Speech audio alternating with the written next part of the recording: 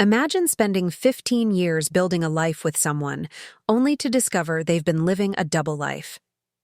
That's exactly what happened to me on what should have been our anniversary celebration. My husband, Derek, had the audacity to bring his pregnant girlfriend to our anniversary dinner. What he didn't know was that I controlled every single one of his accounts, and I was about to serve the coldest dish of revenge. I'd love to know which corner of the globe you're watching from.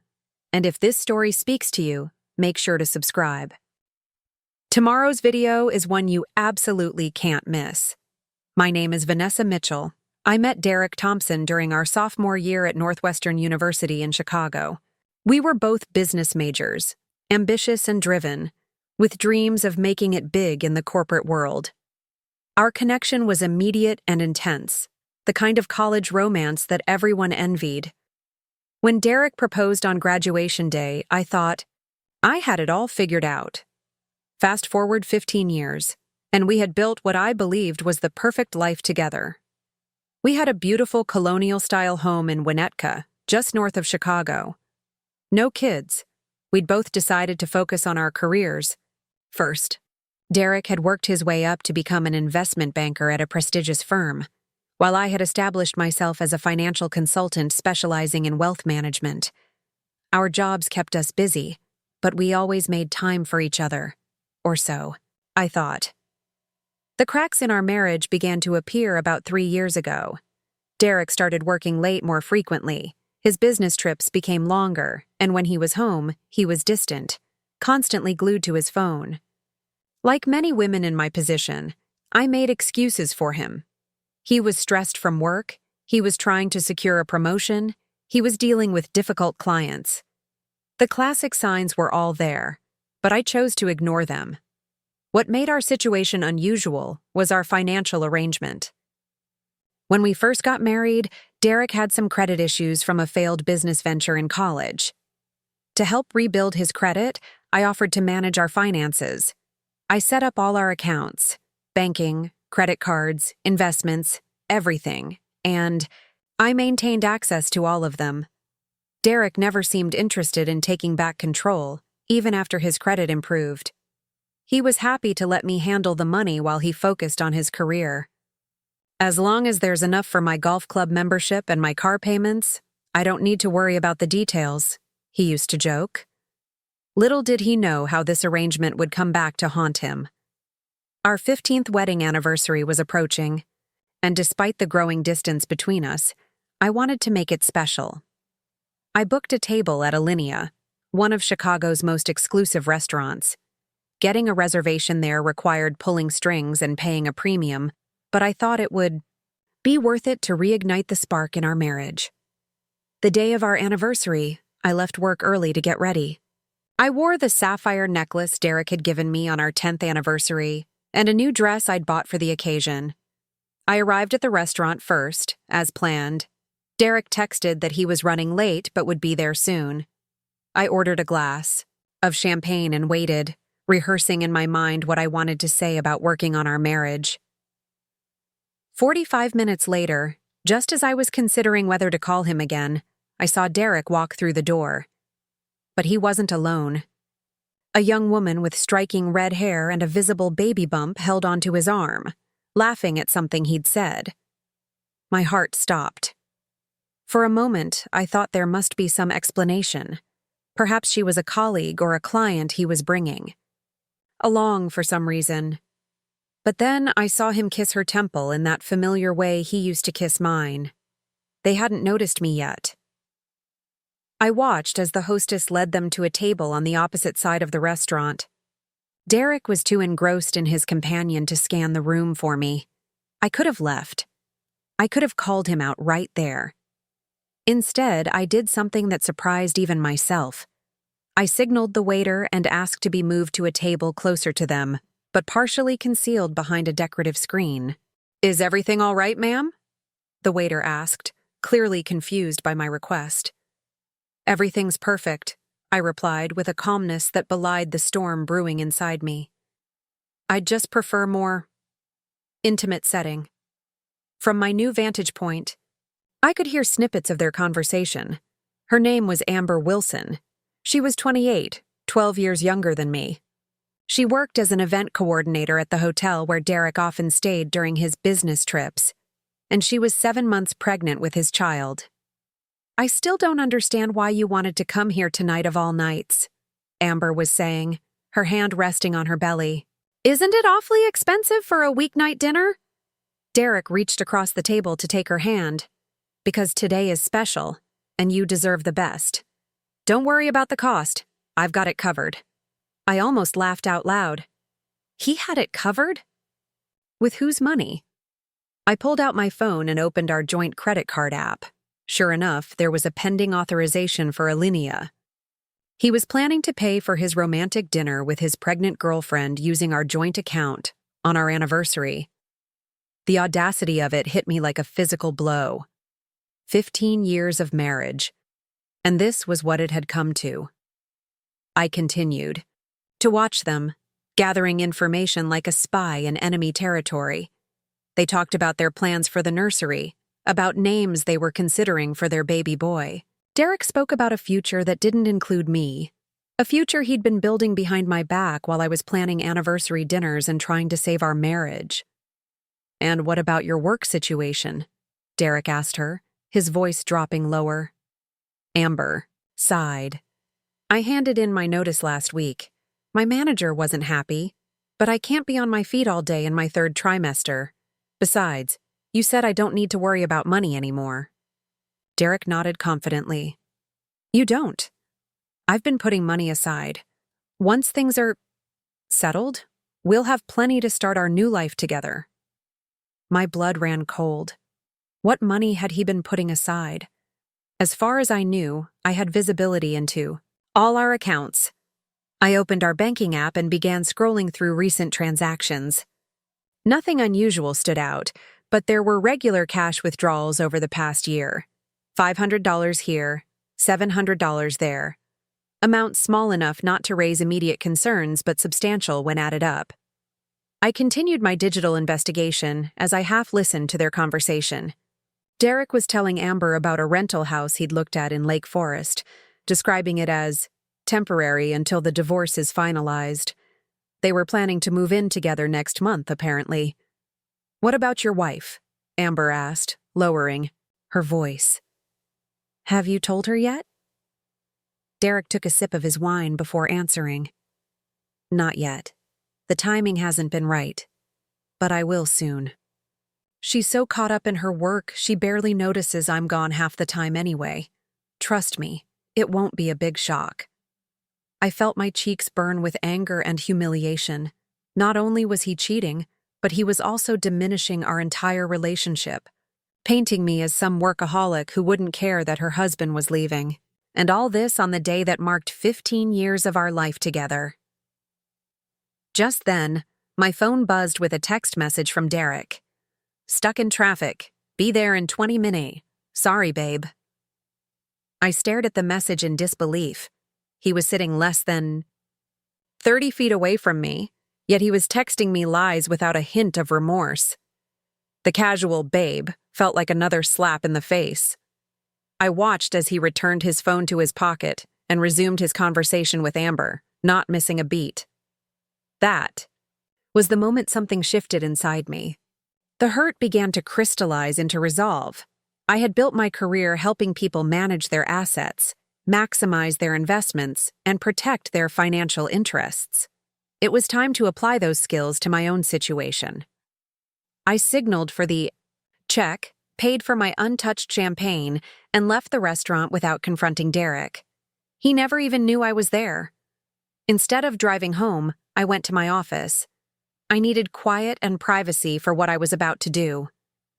At my desktop computer, I began methodically reviewing all our financial accounts: joint checking and savings, individual accounts, investment portfolios, retirement funds, credit cards, everything. Derek and I had always maintained the appearance of financial transparency, but I needed to know if there were accounts I wasn't aware of. I ran a credit report on him and scrutinized every line. There it was, a credit card opened 6 months ago that I didn't recognize. Using his social security number and our shared password pattern, he always used variations of the same one, I was able to access the account online. The statements revealed hotel charges, jewelry purchases, and restaurant bills. A digital paper trail of his affair. Next, I checked our safe deposit box records. Derek had accessed the box twice in the past year without me. What had he taken? I made a note to visit the bank the next day to find out. By midnight, I had compiled a comprehensive picture of our financial situation. Derek had been methodically siphoning off money, but he hadn't been as clever as he thought. The cash withdrawals, the secret credit card, a newly opened brokerage account with automatic transfers from our joint account labeled as investment contributions. He'd left digital fingerprints everywhere. What he didn't seem to realize was that almost everything was still legally joint property. His name might have been on some of these new accounts, but as his spouse, in our state, I had claims to assets acquired during our marriage.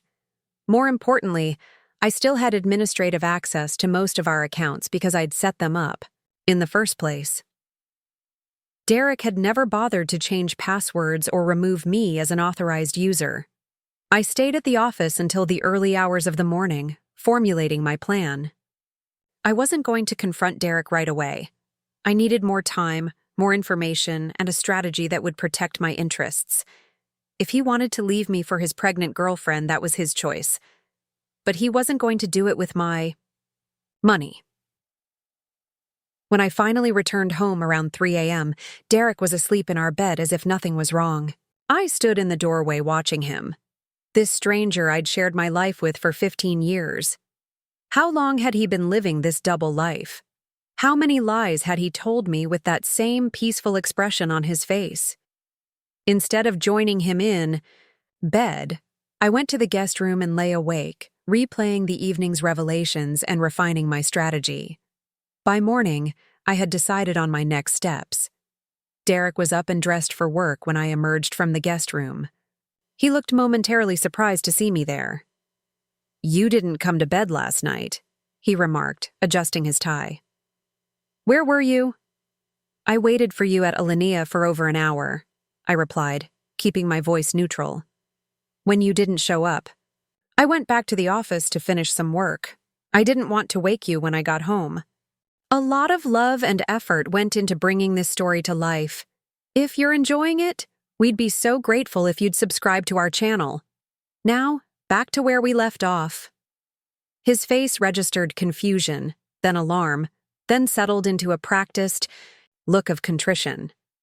"Alinea? Last night?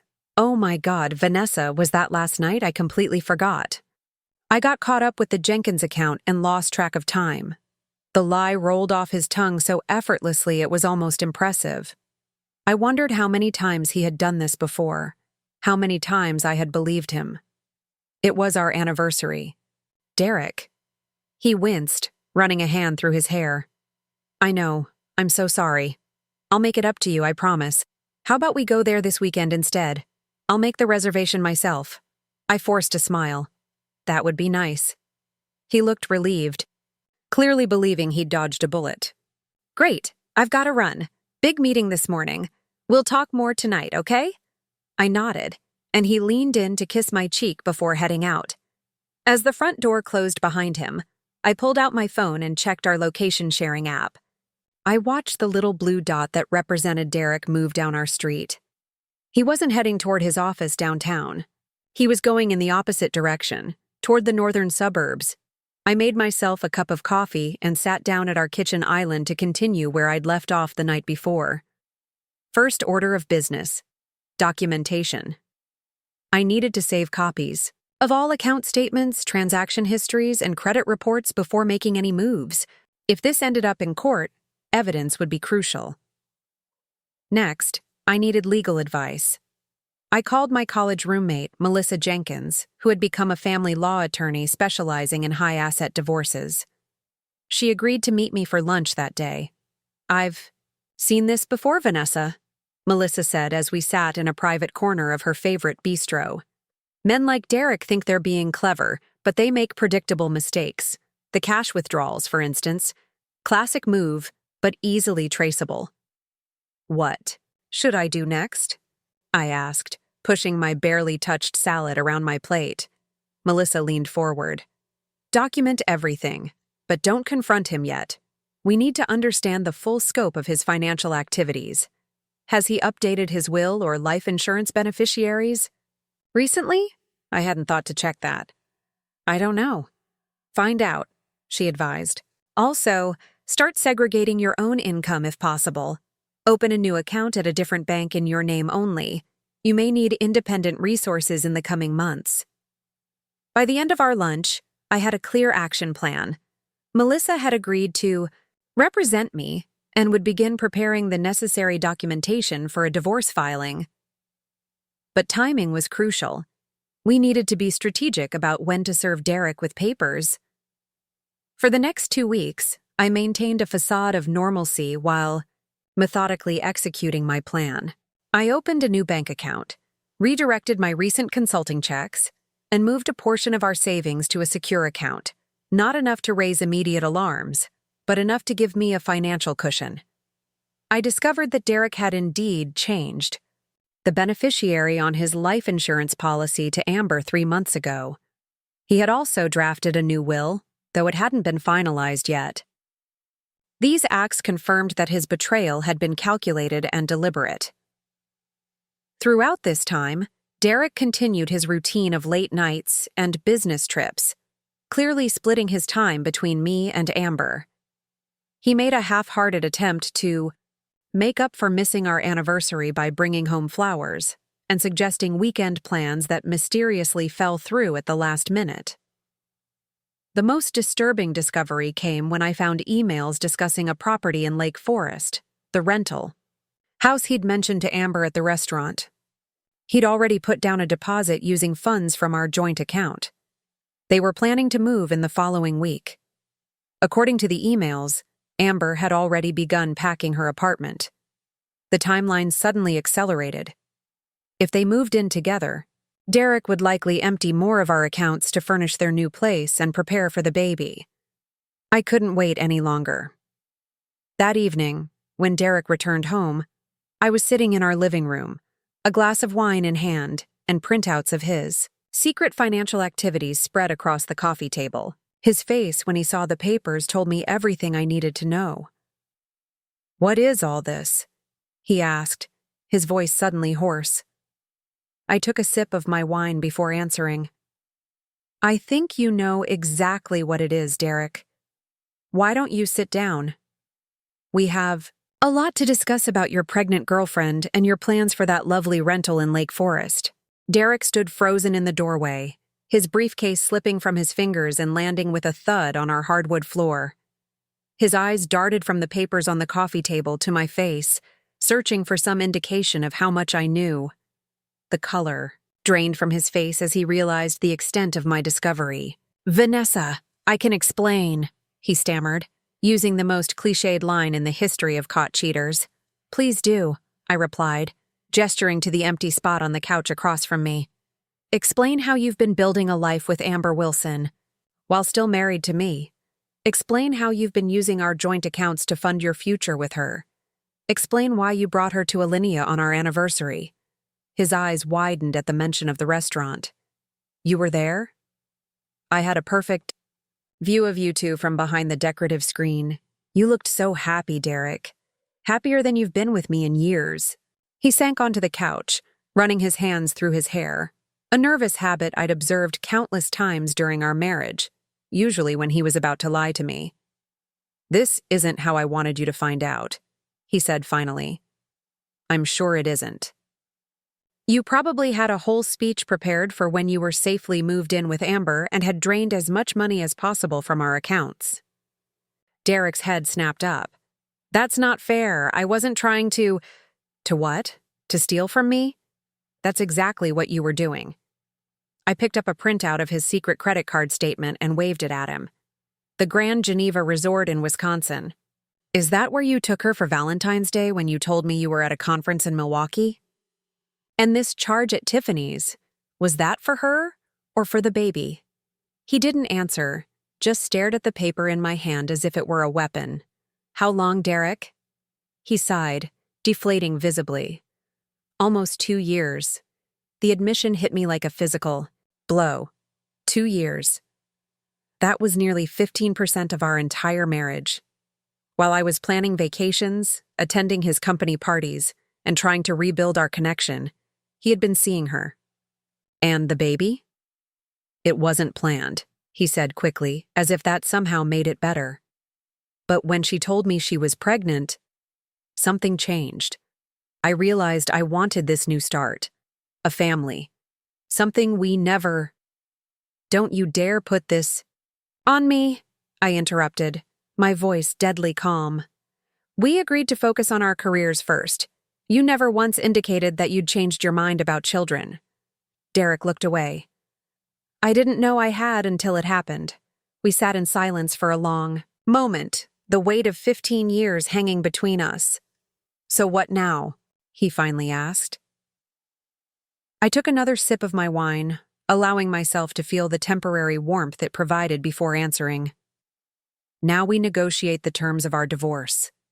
Relief flickered across his face, quickly replaced by wariness. "What terms do you have in mind?"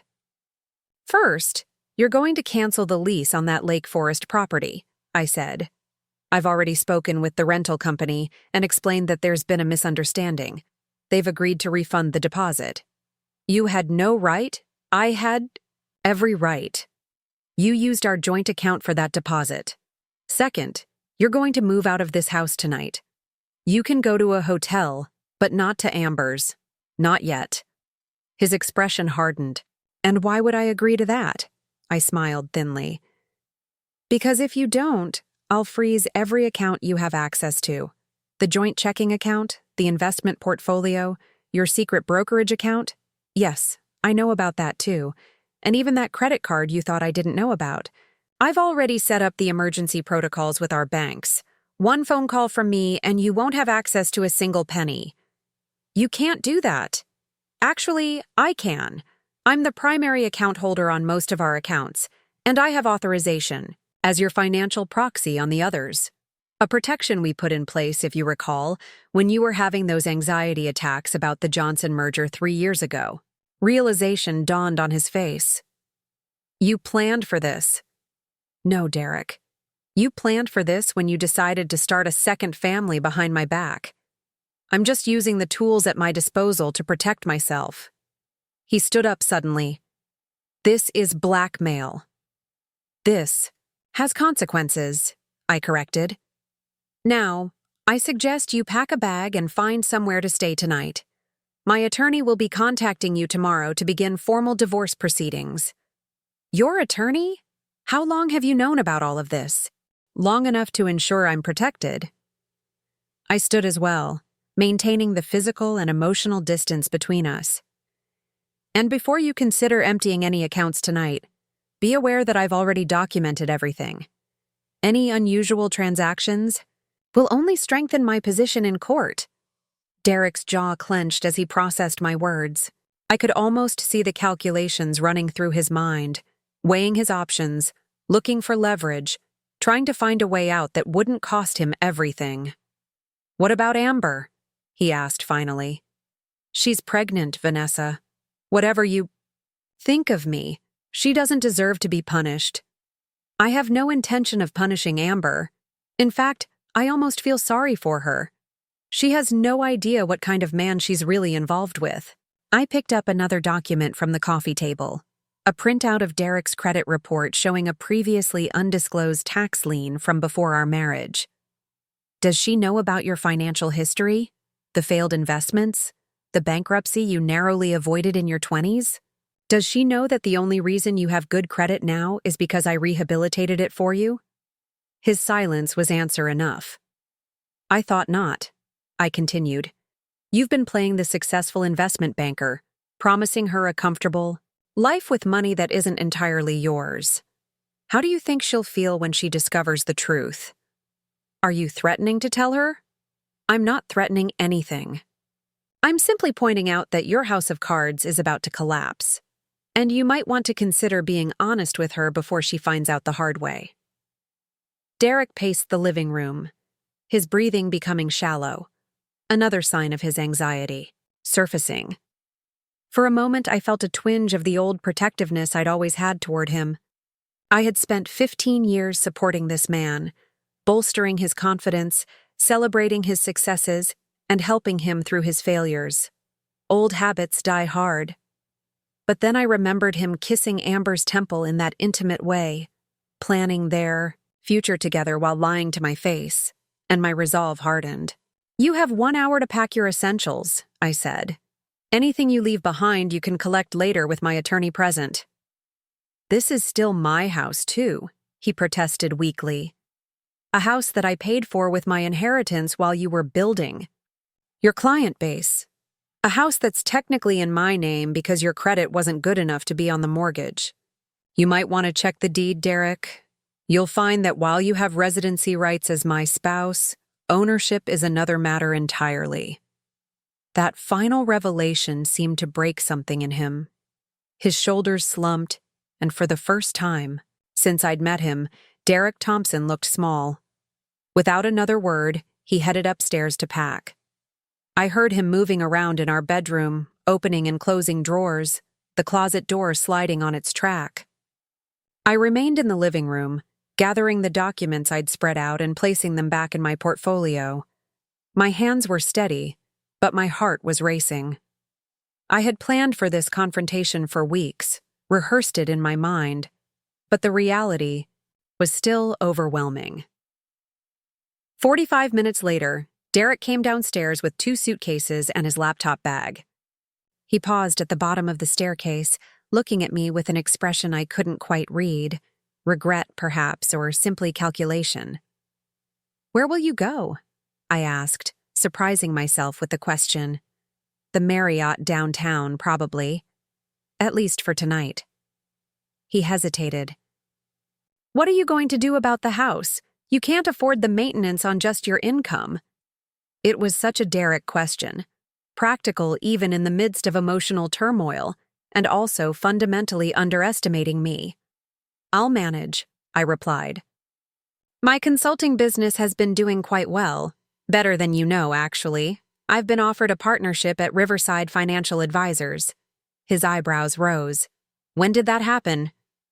3 months ago. I was waiting for our anniversary to tell you." The irony wasn't lost on either of us. "Congratulations," he said awkwardly. "You deserve it." An uncomfortable silence fell between us. 15 years of marriage ending in a living room confrontation. It seemed both momentous and strangely anticlimactic. "I'll need my car from the garage," he said finally. I nodded. "The keys are on the hook. Your name is still on the car's registration, so I can't prevent you from taking it. But be aware that the payments come from our joint account, which will be frozen as part of the divorce proceedings." "Of course they do," he muttered. He moved toward the front door, then paused with his hand on the knob. "For what it's worth, I did love you, Vanessa. For most of our marriage, I loved you very much.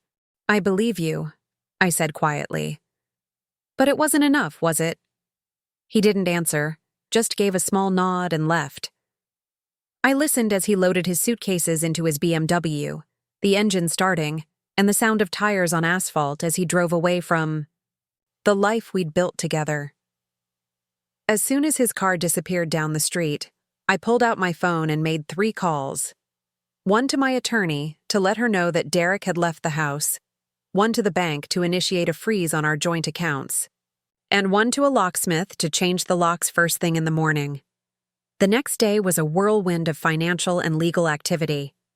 I met with Melissa to sign the divorce papers, visited the bank to begin separating our assets, and spoke with a real estate agent about potentially selling the house. By late afternoon, I was mentally exhausted, but felt strangely empowered. For the first time in years, I was making decisions solely for myself. My phone had been buzzing with messages from Derek all day, his tone evolving from conciliatory to frustrated to outright angry as he discovered the frozen accounts and realized the extent of his financial paralysis. I didn't respond to any of them. Melissa had advised me to communicate only through her until things settled down. Around 6 that evening, my doorbell rang. I approached cautiously, checking the security camera feed on my phone before opening the door. It wasn't Derek standing on my porch. It was Amber. She looked different than she had at the restaurant. Her red hair was pulled back in a simple ponytail, and she wore a loose maternity dress that emphasized her pregnancy. Without the dim romantic lighting of Alinea, I could see that she was beautiful, but also very young, with a vulnerability in her eyes that made my heart twist despite everything. "Mrs. Thompson?" she asked hesitantly. "Ms. Mitchell," I corrected, having already taken steps to revert to my maiden name. I never changed my name legally. "But you can call me Vanessa." Confusion flickered across her face. "I'm Amber Wilson. Well, I know Derek." "I know who you are, Amber. Would you like to come in?" Her eyes widened with surprise, but she nodded and followed me into the house. I led her to the kitchen rather than the living room, a more neutral space where we'd both feel less vulnerable. "Can I offer you some water? Tea?"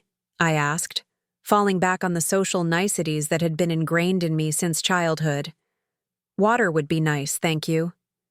She sat gingerly on one of the island stools, her hands resting protectively on her belly, filled 2 glasses with filtered water and placed one in front of her, then leaned against the counter rather than sitting. I wanted to maintain some physical advantage in this unexpected encounter. "I assume Derek sent you," I said. Amber shook her head. "He doesn't know I'm here. He'd be furious if he knew. But I had to see you, to understand what's happening." "What? Did he tell you?" She took a sip of water before answering. "That his wife found out about us and is trying to ruin him financially out of spite. That you, froze all his accounts and he can't access his own money. He says you've always been controlling with finances, and now you're using that to punish him." I couldn't help but laugh, though there was no humor in it. That sounds like Derek. Always the victim, never the villain. Amber's eyes filled with tears. I don't know what to believe anymore. When we met, he told me he was separated, that his marriage was over in all but paperwork. Then yesterday, he showed up at my apartment completely distraught, saying you'd just found out about us. Nothing makes sense. "When did you meet Derek?" I asked, though I already knew the answer from my investigation. "About 2 years ago. I was coordinating an event at the hotel where he was staying. He asked me to dinner, and things just happened." She blushed slightly. "He told me he was living separately from his wife, that they had an understanding. I would never have gotten involved with him otherwise." Another lie in Derek's web of deception. We had never been separated, never had any understanding. We had been living together as husband and wife, sharing meals and a bed, planning for our future. "I see," I said simply. "And when did you discover you were pregnant?" 4 months ago. It wasn't planned. Her hand moved in a protective circle over her belly. Derek was surprised but happy. He said it was a sign that we should be together officially. That's when he started talking about getting a place together, about finalizing his divorce. I nodded, pieces falling into place. The timeline matched the escalation in Derek's financial maneuvering. The secret account, the increased cash withdrawals, the plans for the Lake Forest rental. "Amber, I'm going to tell you something that might be difficult to hear," I said gently. "Derek and I were never separated. Until yesterday, we were living together as husband and wife. The night I discovered his affair with you was our 15th wedding anniversary. He brought you to the same restaurant where I was waiting for him." Her face crumpled, tears spilling down her cheeks. "No, that can't be right.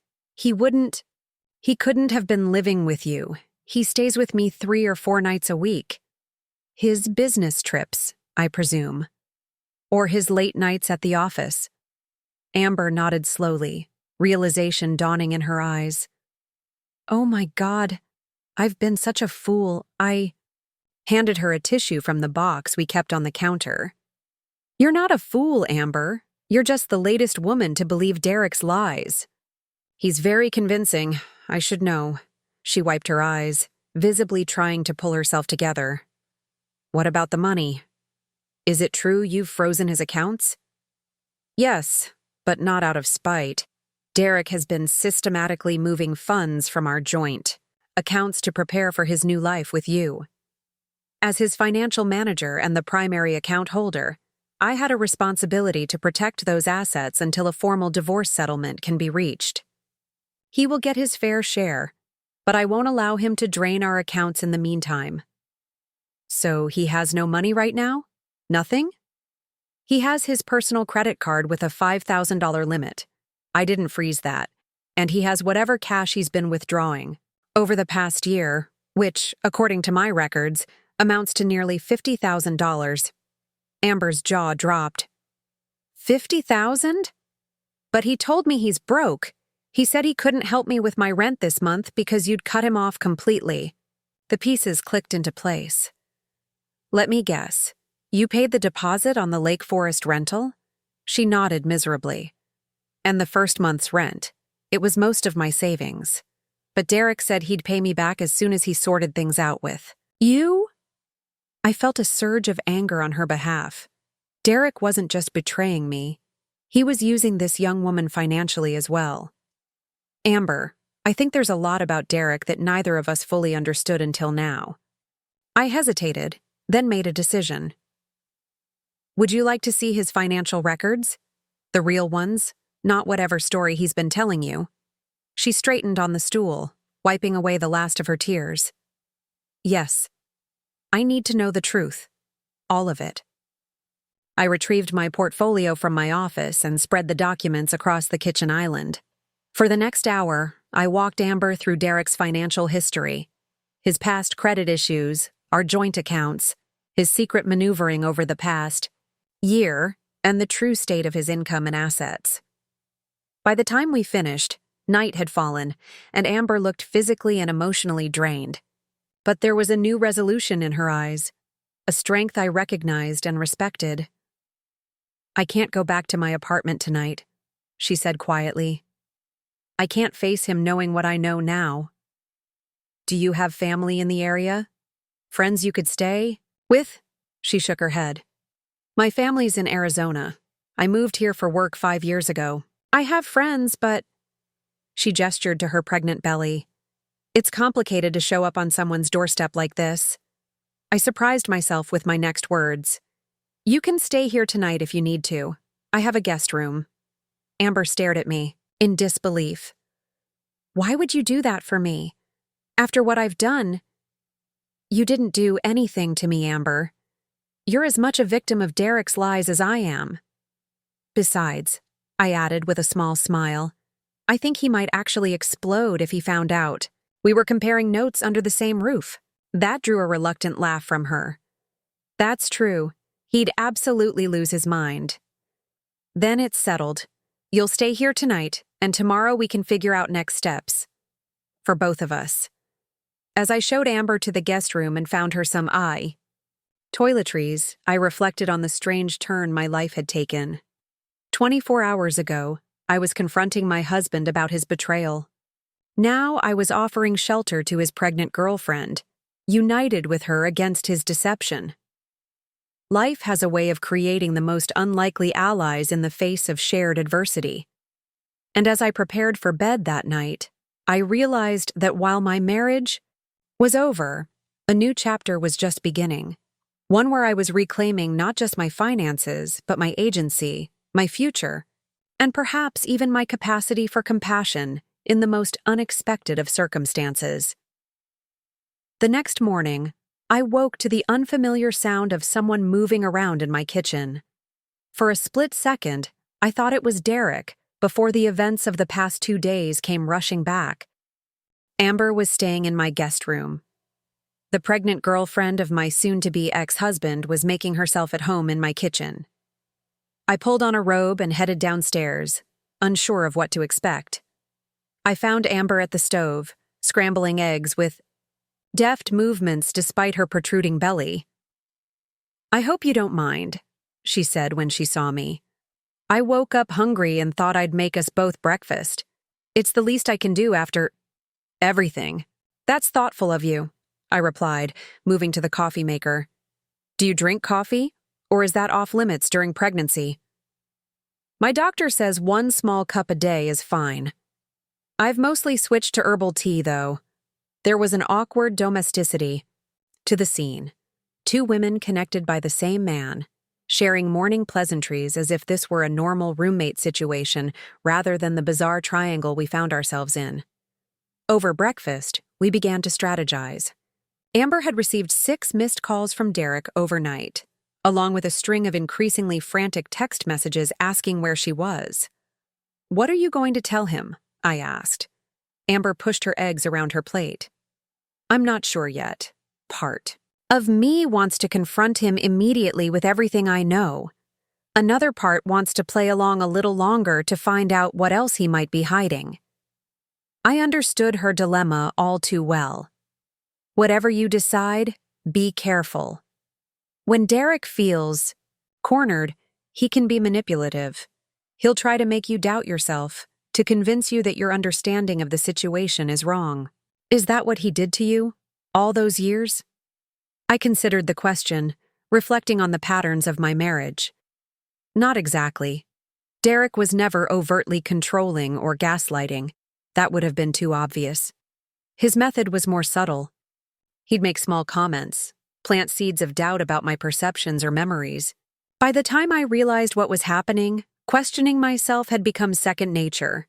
Amber nodded, recognition flashing in her eyes. "He does that thing where he'll swear you agreed to something you never discussed, and he says it with such conviction that you start to think maybe you did forget." "Classic Derek," I agreed. For years, I thought I had a terrible memory. Turns out I was just married to an accomplished liar. Amber's phone buzzed with another message. She glanced at it and sighed. "He wants to meet for lunch. Says we need to talk about our future." "What are you going to do?" She squared her shoulders. "I'm going to meet him, but not before I get some things in order." The determination in her voice reminded me of myself just days ago, preparing for my confrontation with Derek. Despite our vastly different circumstances, Amber and I had more in common than I'd initially thought. "What do you need?" I asked. "First, I need to understand what legal rights I have regarding the baby. Then I need to secure my own financial situation. Derek promised to support me during my maternity leave, but obviously I can't count on that now." I nodded approvingly. She was thinking practically, focusing on what she could control. "I can help with both of those. My divorce attorney can recommend someone who specializes in family law for your situation, and I can give you the name of my financial advisor." "Why are you being so kind to me?" Amber asked suddenly. "You have every right to hate me." 2 days ago, I might have, I admitted. But now I see that we're both victims of the same man's deception. Hating you would be misdirecting my anger and wasting energy I need for rebuilding my life. Amber's eyes welled with tears. "I'm so sorry, Vanessa. If I had known he was still married, really married, I never would have—" "I know," I said gently. "But what's done is done. The question now is what we do next." We spent the morning making calls. Amber to her workplace to request an emergency personal day, me to my attorney to get recommendations for Amber's situation. By midday, Amber had appointments scheduled with both a family law attorney and a financial advisor for the following day. "I should go back to my apartment to get some clothes and my prenatal vitamins," Amber said as we finished our planning session. "Derek's expecting to meet me for lunch at 1 o'clock, so I can stop at home first." "Do you want me to come with you?" I offered. "In case Derek is waiting at your apartment?" She considered it briefly, then shook her head. "I appreciate that, but I think this is something I need to do alone. Besides, it might be better if Derek doesn't know we've connected yet. That information could be valuable leverage later." was impressed by her strategic thinking. "You're right. Just be careful. And call me if you need anything." After Amber left, I took advantage of the quiet house to continue my own preparations. I went to my home office and updated my financial spreadsheets, documenting every transaction of the past week. Despite the personal turmoil, my professional habits remained ingrained. Document everything, track every penny, prepare for all contingencies. I was deep in concentration when my phone rang with an unfamiliar number. Thinking it might be Amber calling from another phone, I answered immediately. "Hello, is this Vanessa Mitchell?" The voice was female, but definitely not Amber's. "Yes, speaking. This is Sierra Richardson from Chicago Memorial Hospital. We have you listed as the emergency contact for Derek Thompson." My heart skipped a beat. What happened? Mr. Thompson was brought in about an hour ago following what appears to be an anxiety attack.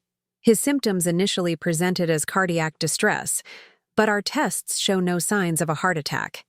He's stable now, but quite agitated. He's asking for you. An anxiety attack. Derek had suffered from them periodically throughout our marriage, particularly during high-stress situations. The confrontation with Amber must have triggered one. I understand. However, Ms. Richardson, I should inform you that Derek and I are in the process of divorcing. I'm not sure my presence would be helpful. There was a pause on the other end.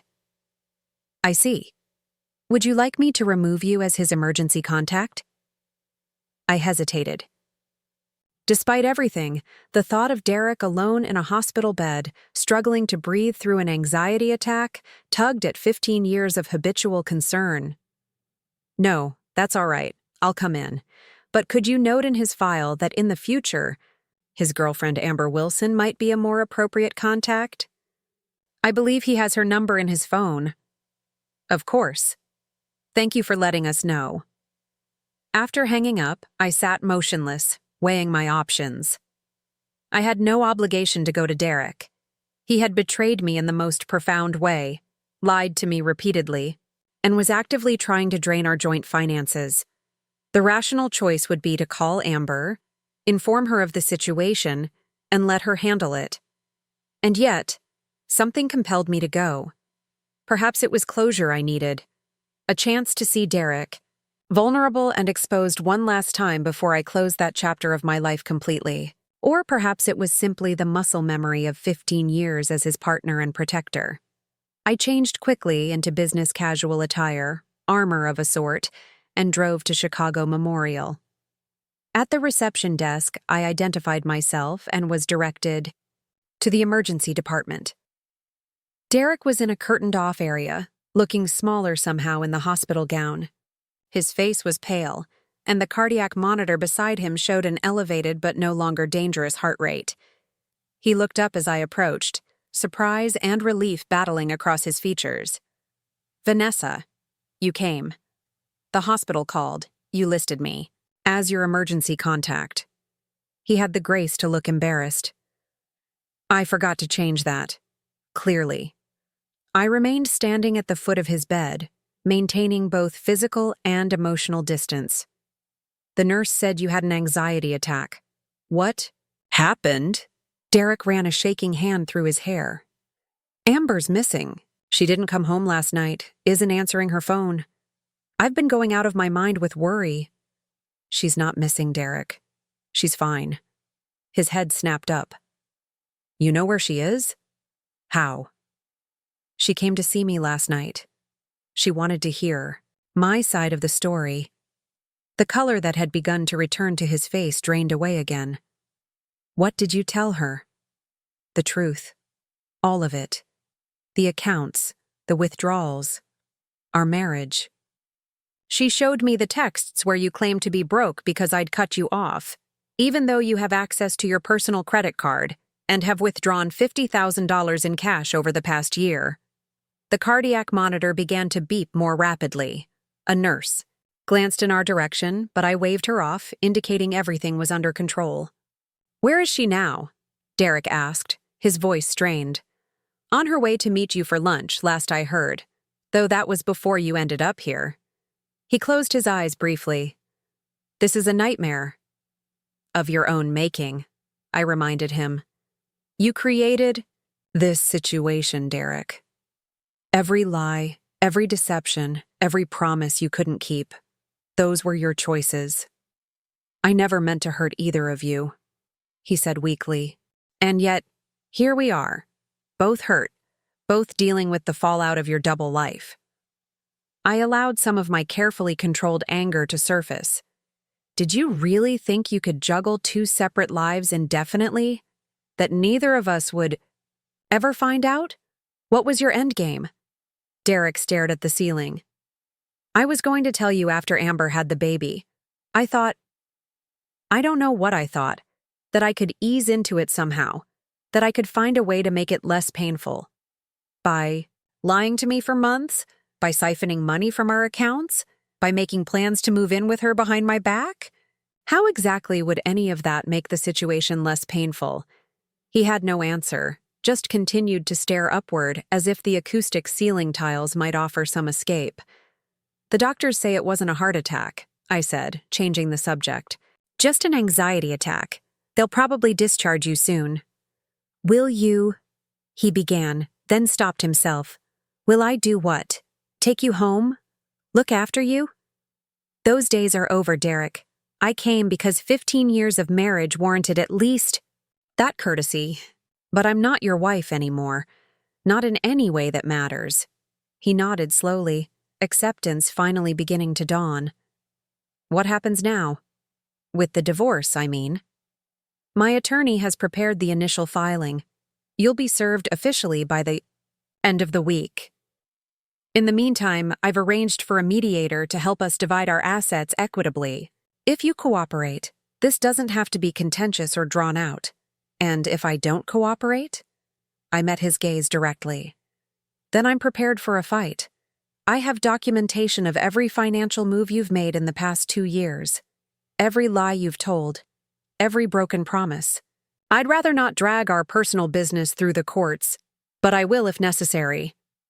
The threat hung in the air between us. Derek knew me well enough to recognize that I meant every word. His phone buzzed on the bedside table. He reached for it with a wince, still connected to the cardiac monitor. The screen showed Amber's name. You should answer that, I said. She's probably wondering why you're not at lunch. Derek hesitated, then picked up the phone. Amber, hi, I'm actually at Chicago Memorial. No, nothing serious. Just a precautionary check. Chest pains. He listened for a moment. You're here? In the hospital? Another pause. Okay, I'll tell the nurse to let you back. He hung up, looking bewildered. She's here. Somehow she knew. I texted her while I was driving over, I explained. Whatever issues I have with you, I thought she had a right to know. Before Derek could respond, the curtain parted, and Amber entered. She looked different than she had at breakfast, more composed, almost regal despite her pregnancy. Her eyes moved from Derek to me and back. Well, this is quite the reunion, she said dryly. Derek shifted uncomfortably in the hospital bed. Amber, I can explain. Save it. She held up her hand. I've heard enough explanations from you to last a lifetime. I didn't come for that. Why did you come? He asked. Because despite everything, I was worried about you. And because we need to talk about what happens next. She glanced at me. All three of us. I hadn't anticipated this confrontation happening. Here in a hospital room with Derek hooked up to monitors. But perhaps there was a certain fitting irony to it. The man who had constructed an elaborate double life now forced to face both women simultaneously while at his most vulnerable. I'll give you two some privacy, I offered, moving toward the curtain. Actually, I'd like you to stay, Amber said. What I have to say concerns you, too. I nodded and remained where I was, curious about what Amber had planned. She turned her attention back to Derek.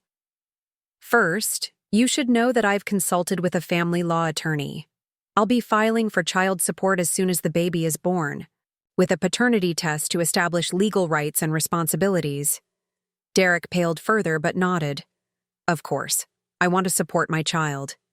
Second, I've terminated the lease on the Lake Forest property. Since I paid the deposit and first month's rent, it was within my rights to do so. But where will you live? Derek asked, genuinely confused. Where will we live? Amber's laugh had a bitter edge.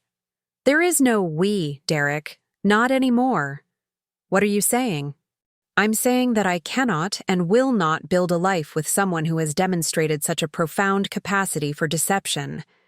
I deserve better. Our child deserves better. Derek's monitor began beeping more rapidly again. Amber, please. You're upset. I understand that. But we can work through this. No, we can't. You lied to me from the very beginning. You were never separated from Vanessa. You created an elaborate fiction about your marriage, your finances, your entire life. How could I ever trust anything you say again? The clinical logic of her argument seemed to hit Derek harder than any emotional appeal might have.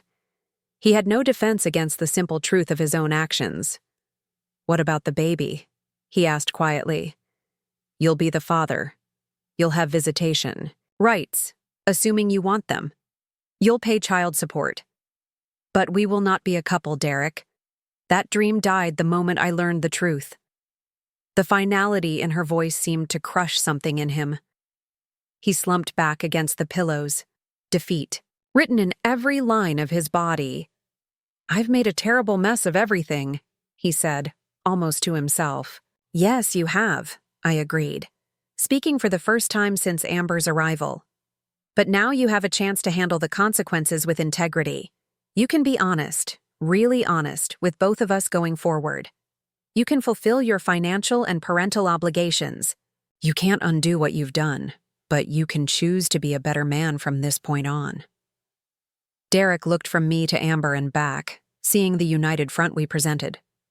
Whatever manipulation or charm he might have attempted individually was useless against our combined knowledge of his deception. I don't know if I can fix this, he admitted. You can't fix it, Amber said. But you can face it. That's all either of us is asking now. A nurse entered, breaking the tension in the room. Mr. Thompson, your test results are back. The doctor has cleared you for discharge. I have your paperwork and aftercare instructions here. As the nurse went through the discharge process, disconnecting Derek from the monitors and reviewing his follow-up care, a strange sense of closure settled over me. This man, who had been the center of my life for 15 years, now seemed almost like a stranger. Not because he had changed, but because I was finally seeing him clearly. When the nurse left, an awkward silence fell over the three of us. I can give you a ride home, Amber offered to Derek. We still need to talk about practical arrangements. He nodded gratefully. Thank you. I gathered my purse, ready to make my exit. I should go. My attorney will be in touch about the divorce proceedings. Vanessa, Derek called as I reached the curtain. I am sorry. For whatever that's worth. I turned back to look at him one last time. I know you are, Derek, but sometimes sorry isn't enough. As I walked out of the hospital into the bright afternoon sunlight, I felt lighter somehow. The confrontation, in that small curtained space, had provided a kind of catharsis. Not just for me, but for Amber as well. We had both chosen to face the truth and to move forward with dignity rather than spite. My phone buzzed with a text from Melissa, my attorney. All paperwork filed. Derek will be served tomorrow. How are you holding up? I typed back, better than expected. I'm ready for whatever comes next. And for the first time since discovering Derek's betrayal, I truly meant it. Whatever came next would be on my terms, shaped by my choices rather than his deception. The road ahead might not be easy, but it was mine to travel. And for now, that was enough. The weeks following the hospital confrontation passed in a blur of meetings with attorneys, financial advisors, and real estate agents. Divorcing someone after 15 years of marriage isn't like breaking up with a boyfriend. It's dismantling an entire life, piece by piece. Derek moved into a modest one-bedroom apartment downtown, a far cry from the luxury high-rise he had originally envisioned sharing with Amber. According to our mediation agreement, I released enough funds from our frozen accounts to cover his basic living expenses while we worked through the asset division. It was more generous than many would have been in my position, but I had no desire to leave Derek destitute. My goal wasn't revenge, it was justice and a clean break. Amber returned to her own apartment but stayed in regular contact with me. Our unlikely friendship continued to develop, much to the bewilderment of my friends and family. My mother, in particular, couldn't understand it. "I don't get it, Vanessa," she said during one of our weekly phone calls. "Why are you helping the woman? Who broke up your marriage?" "She didn't break up my marriage, Mom. Derek did that all on his own. Amber was as much a victim of his lies as I was." "Still, it's unusual." My mother had always valued propriety over almost everything else. "The whole situation is unusual," I pointed out. "Besides, she's carrying my soon-to-be ex-husband's child. That baby will be in my life peripherally whether I like it or not. I'd rather have a cordial relationship with its mother than a hostile one." What I didn't fully explain to my mother, or to anyone else really, was how much I had come to respect Amber. When faced with the devastating truth about Derek, she hadn't fallen apart or accepted his excuses. She had assessed her situation with clear eyes and made tough decisions to protect herself and her child. There was a strength in her that I recognized and admired. 1 month after the hospital confrontation, I met Amber for lunch at a small cafe near her workplace. She was beginning to show more prominently now, her red hair vibrant against the emerald green maternity dress she wore. "How are you feeling?" I asked as we settled at our table. "Physically? Like a whale? Emotionally? Better than I expected." She smiled wryly. "The morning sickness has finally stopped, which helps." "And how are things with Derek?" Her expression sobered. "Complicated. He's trying. I'll give him that. He comes to all my doctor appointments. He's been setting up a nursery in his apartment for when the baby visits. But there's still this distance. Like he can't quite believe this is his life now." I nodded, understanding exactly what she meant. Derek always had a specific vision for how his life would unfold. When reality doesn't match that vision, he struggles to adapt. Has he been cooperative with the divorce proceedings? Surprisingly, yes. I think the hospital confrontation was a wake-up call. He's not contesting anything, not trying to hide assets. His attorney and mine are actually working well together. Amber looked relieved. "That's good.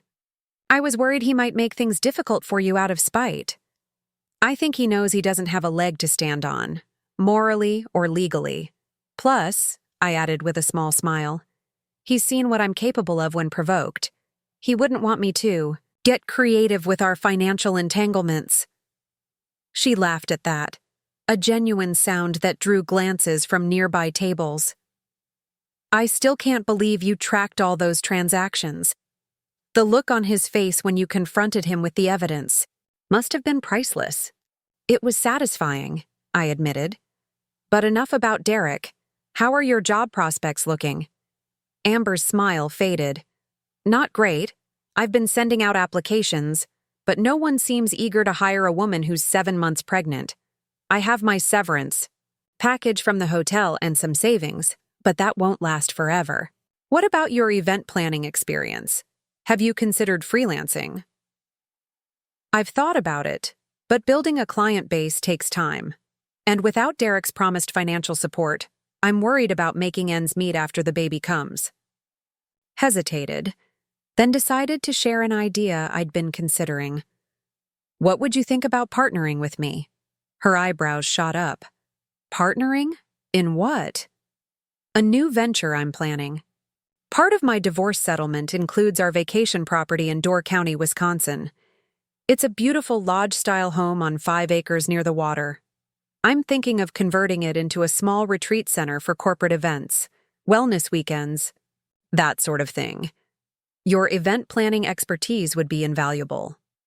But I know nothing about retreat centers or property management, and I know nothing about coordinating events or creating experiences that people want to pay for. We'd complement each other perfectly. I leaned forward, warming to my idea.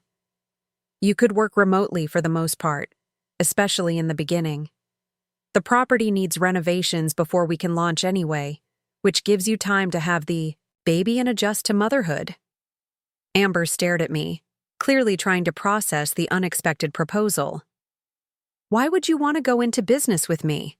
After everything? Because you're talented, resilient, and I trust your integrity. Those are rare qualities in a business partner. I don't know what to say. Don't say anything yet, I advised. Think about it. Visit the property with me next weekend. If it doesn't feel right, no hard feelings. She nodded slowly. Okay, I'll think about it. We finished our lunch, moving on to lighter topics. Baby names she was considering, Samuel or Ethan for a boy, the ridiculous cravings she'd been having, pickles dipped in chocolate, classic but disgusting, and my tentative foray back into the dating world. One disastrous coffee date with a divorced accountant who spent the entire time talking about his ex-wife. As we were leaving the cafe, Amber suddenly clutched my arm. Don't look now, but Derek just walked in with a woman. Despite her warning, I instinctively turned to look. Derek was indeed entering the cafe, accompanied by a slender blonde in a business suit. They were engaged in conversation, his hand resting lightly on her lower back in a gesture that suggested intimacy beyond a professional relationship. Is that his co-worker Stephanie? Amber asked, keeping her voice low. He mentioned her a few times, I nodded, a strange mix of emotions washing over me. Yes, that's Stephanie Ward. She's his department's marketing liaison. They've worked closely together for years. Too closely, perhaps. A memory surfaced. Derek defending Stephanie when I'd jokingly asked if she had a crush on him after a company Christmas party 2 years ago. She's just naturally friendly, Vanessa. Don't be paranoid, he'd said. Another lie in a long series of deceptions? Derek spotted us before we could make our exit. His face went through a rapid cycle of expressions, surprise, guilt, alarm, before settling into a forced smile. Vanessa, Amber, hello. What a coincidence. Is it? I replied coolly. The blonde, Stephanie, looked confused, her eyes darting between the three of us as she tried to decipher the obvious tension. Derek, aren't you going to introduce us? She prompted when the silence stretched uncomfortably long. Of course. Stephanie, this is my wife, ex-wife, Vanessa, and this is... He faltered, clearly unsure how to introduce Amber in this context. I'm Amber, she supplied, resting one hand protectively on her pregnant belly. The mother of Derek's child. Stephanie's professionally composed face crumpled momentarily before she regained control. I see. Derek didn't mention, that is, I didn't realize that he was expecting a baby with another woman while still legally married to me. I finished for her. Yes, Derek tends to omit important details like that. Derek's face had gone pale. Vanessa, this isn't... What does it look like? I interrupted. It never is with you, is it, Derek? Stephanie was edging toward the door. I should go. This seems like a private matter. No, please stay, I said, surprising even myself with the lack of bitterness in my voice. You should hear this, for your own protection. I turned to Derek, who looked like he wanted the floor to open up and swallow him whole. How long, Derek? How long have you been seeing Stephanie romantically? We're just colleagues having lunch, he protested weakly. Derek. My tone made it clear I wasn't accepting any more lies. He sighed, defeated. 6 weeks. 6 weeks, I repeated. So you started dating Stephanie while still trying to convince Amber that you two had a future together, and while still legally married to me. I shook my head, almost impressed by his audacity. You really can't help yourself, can you? Stephanie was staring at Derek with growing horror. You told me your divorce was nearly finalized and that you had no other relationships. You said your ex-wife had been difficult about the settlement, which is why things were taking so long. Another creative interpretation of the truth, I observed. For the record, Stephanie, our divorce is proceeding amicably, and I've been more than fair with the settlement terms. Derek looked from one woman to another, his usual smooth charm abandoning him completely. I can explain everything if we could just sit down and talk privately. I think I've heard enough, Stephanie said coldly. Don't call me Derek. With that, she turned and walked out of the cafe, her heels clicking sharply on the tile floor. Derek watched her go, then rounded on me. Was that really necessary? Did you have to humiliate me like that? I didn't humiliate you, Derek. You did that all on your own. I kept my voice calm, aware that we were creating a scene. Besides, I just saved Stephanie from going through what Amber and I experienced. She should thank me. As should I, Amber added. Though I'm not surprised. Once a cheater, always a cheater, right? Derek's face flushed with anger. You two are unbelievable. What, are you best friends now? Bonding over how terrible I am? Something like that, I replied. Though in fairness, you gave us plenty of material to work with. He looked as if he wanted to say more, then seemed to think better of it. With a final glare at both of us, he stormed out of the cafe, leaving a wake of curious onlookers. Amber and I exchanged glances, and suddenly we were both laughing, the kind of uncontrollable, slightly hysterical laughter that comes from the sheer absurdity of a situation. Poor Stephanie, Amber managed between giggles. Do you think we should go after her? And form a Derek Thompson's women support group? I think 2 members is enough, don't you? Our laughter gradually subsided, leaving us in a strange bubble of camaraderie that neither of us could have anticipated 2 months ago. I'm in, Amber said suddenly. In what? Your business proposal, the retreat center. I want to be part of it. I searched her face, seeing nothing but sincere determination.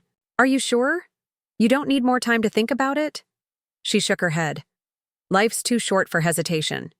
If the past few months have taught me anything, it's that you have to seize opportunities when they present themselves. Besides, she added with a smile, I have a feeling we'd make a formidable team. That we would, I agreed, feeling a surge of excitement about this new chapter. Let's schedule that property visit for this weekend then. As we left the cafe, I reflected on the strange path that had led us here. 2 months ago, I had been a wife planning an anniversary celebration. Now I was a soon-to-be divorced woman, embarking on a new business venture with my ex-husband's pregnant girlfriend. Life has a way of unfolding in the most unexpected directions. Following weekend, Amber and I drove up to Door County. The 3-hour journey from Chicago gave us plenty of time to discuss our vision for the retreat center, bouncing ideas off each other with growing enthusiasm. We could focus on women's empowerment retreats, Amber suggested as we cruised along the highway. Corporate wellness for female executives, entrepreneurship weekends for women starting their own businesses. I love that idea, I said.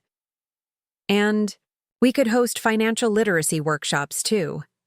So many women surrender control of their finances to partners without understanding the risks. Speaking from experience? Amber asked gently. Actually, no. I was always the financial manager in our relationship, but I've seen countless women get blindsided by financial infidelity or simply lack the confidence to take control of their money. I'd love to help change that.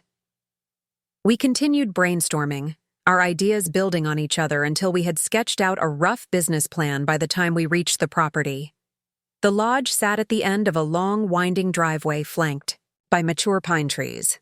Built in the 1940s and renovated in the early 2000s, it featured a massive stone fireplace in the great room, 6 bedrooms, a commercial-grade kitchen, and floor-to-ceiling windows overlooking Green Bay.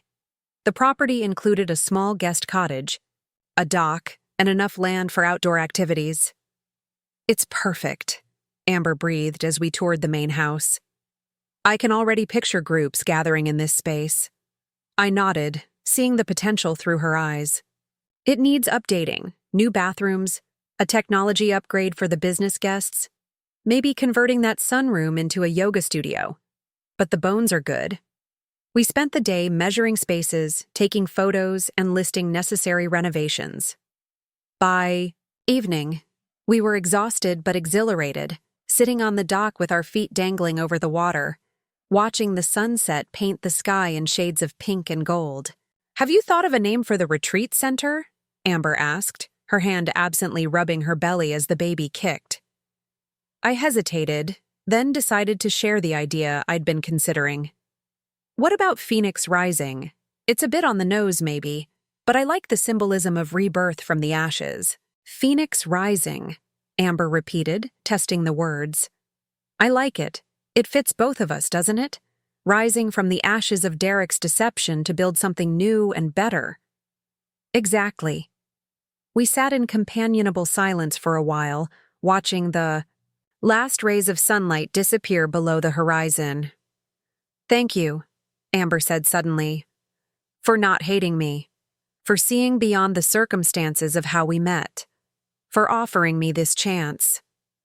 "Thank you for your courage," I replied, "for facing the truth head-on and choosing integrity over comfort. Not everyone would have made the same choice." We shared a smile of mutual respect and understanding, 2 women who had found unexpected strength and friendship through adversity. As night fell over the peaceful property, I felt a sense of purpose and possibility that had been missing from my life for longer than I cared to admit. My marriage was ending, yes, but something new and potentially wonderful was beginning. Derek. Thompson had brought his pregnant girlfriend to our anniversary dinner, never suspecting that his betrayal would ultimately lead to his own downfall, and to the empowerment of both women he had underestimated. Sometimes, the most painful endings create space for the most beautiful beginnings. Over the next 3 months, Phoenix Rising Retreat Center began to take shape. The renovation process was both challenging and therapeutic, tearing down walls, replacing outdated fixtures, and reimagining spaces felt symbolic of the personal renovations happening in my own life. I officially signed the final divorce papers on a Tuesday morning in October, sitting in my attorney's office with a strange sense of calm. Derek wasn't present. We had agreed to handle the final steps separately to avoid unnecessary tension. Melissa, my attorney, watched as I signed my name on the last page. "Congratulations," she said as I put down the pen. "You're officially a free woman." "Thank you," I replied, surprised at the wave of emotion that suddenly washed over me. Not grief or anger, but something more complex. Relief mingled with a touch of nostalgia and a healthy dose of hard-won wisdom. "How are you feeling?" Melissa asked, her professional demeanor softening. "Lighter," I decided after a moment's reflection. "Like I've put down a heavy suitcase I've been carrying for years without realizing how much it weighed." She nodded in understanding. "That's a good way to put it. What's next for you?" "The retreat center. We're scheduled to open for our first event in 6 weeks, a weekend financial empowerment workshop for women. And your business partner is still Amber?" "Yes." I smiled at Melissa's carefully neutral expression. "I know it's unconventional, but it's working remarkably well." In truth, my partnership with Amber had evolved into something I never could have anticipated. Despite the circumstances of our meeting, we had discovered a natural synergy in our working styles and shared vision. Amber's creativity and people skills balanced my analytical approach and financial acumen. Where I saw spreadsheets and profit margins, she saw experiences and transformative moments. Together, we were creating something neither of us could have, built alone. Amber's pregnancy had progressed smoothly, her due date now just 3 weeks away. We had converted one of the bedrooms at the retreat center into a temporary nursery, anticipating that she would split her time between the property and her apartment in the city once the baby arrived. After leaving Melissa's office, I drove directly to Door County. We had contractors scheduled to install the new yoga studio flooring, and I wanted to be present to oversee the work. As I drove, I called Amber to check in. "How did it go?" she asked immediately, knowing what day it was. "It's official. I'm divorced." "How do you feel?" I repeated what I'd told Melissa about the heavy suitcase. Amber hummed in agreement. "That makes sense. When do you think you'll be here?" The flooring guys arrived early, and they have some questions about the transition between the studio and the meditation space. "I'm about 2 hours out. Can you handle it until then?" "Of course." Oh, and Lauren called to confirm the chef for the first workshop. I went ahead and approved the menu she proposed. Lots of locally sourced ingredients, vegetarian options for every meal. Perfect. Lauren was our event coordinator, a recent hire who had worked with Amber at the hotel. "How are you feeling today? Any contractions?" "Just the usual Braxton Hicks. Nothing to worry about." She paused. "Derek called this morning." My hands tightened involuntarily on the steering wheel. "What did he want?" "To ask if he could be present for the birth." I said yes. He is the father, after all. "That's mature of you." I'm trying to separate my feelings about him as a partner from his role as my child's father. Not always easy, but necessary. I admired her ability to compartmentalize. "Have you heard anything from him about Stephanie?" That fizzled out quickly after the cafe incident. He mentioned he's seeing someone new, a pharmaceutical rep who visits his office. Says this one is different. Her tone conveyed exactly how likely she thought that was. "Fifth time's the charm?" I suggested dryly. Amber laughed. "Something like that. Anyway, drive safely. I'll see you when you get here." After disconnecting, I pondered how differently things might have turned out if I hadn't been at Alinea that night, if I hadn't seen Derek with Amber with my own eyes. Would I have continued making excuses for his absences, believing his lies, trying to save a marriage that existed only in my imagination? The thought was sobering. When I arrived at the retreat center, I found Amber in the great room, reviewing color swatches with our interior designer. Her red hair was pulled back in a messy bun, and her maternity overalls stretched comfortably over her now prominent belly. She looked up as I entered and waved me over. "What do you think of these meditation cushions?" I'm leaning toward the sage green, but Emily thinks the deep blue would be more calming. I studied the samples, momentarily setting aside thoughts of divorce papers and Derek's new girlfriend. What about a combination? Blue for the floor cushions, green for the bolsters and meditation benches. It would echo the water and forest views from the windows. Both Amber and Emily nodded approvingly. "I like that," Amber said. "Best of both worlds."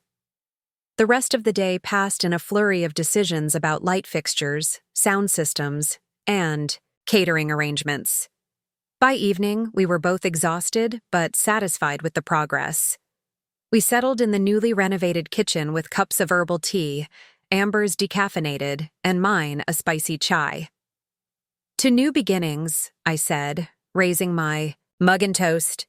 "To Phoenix Rising," Amber returned, clinking her mug against mine. "And to unexpected friendships." We sat in comfortable silence for a moment, watching the sunset through the kitchen windows. Then Amber winced suddenly, her hand going to her lower back. "Are you okay?" I asked, immediately alert. "Just back pain. This little guy is pressing on a nerve, I think." She shifted in her chair, trying to find a more comfortable position. "So how does it really feel, being divorced?" I considered the question carefully.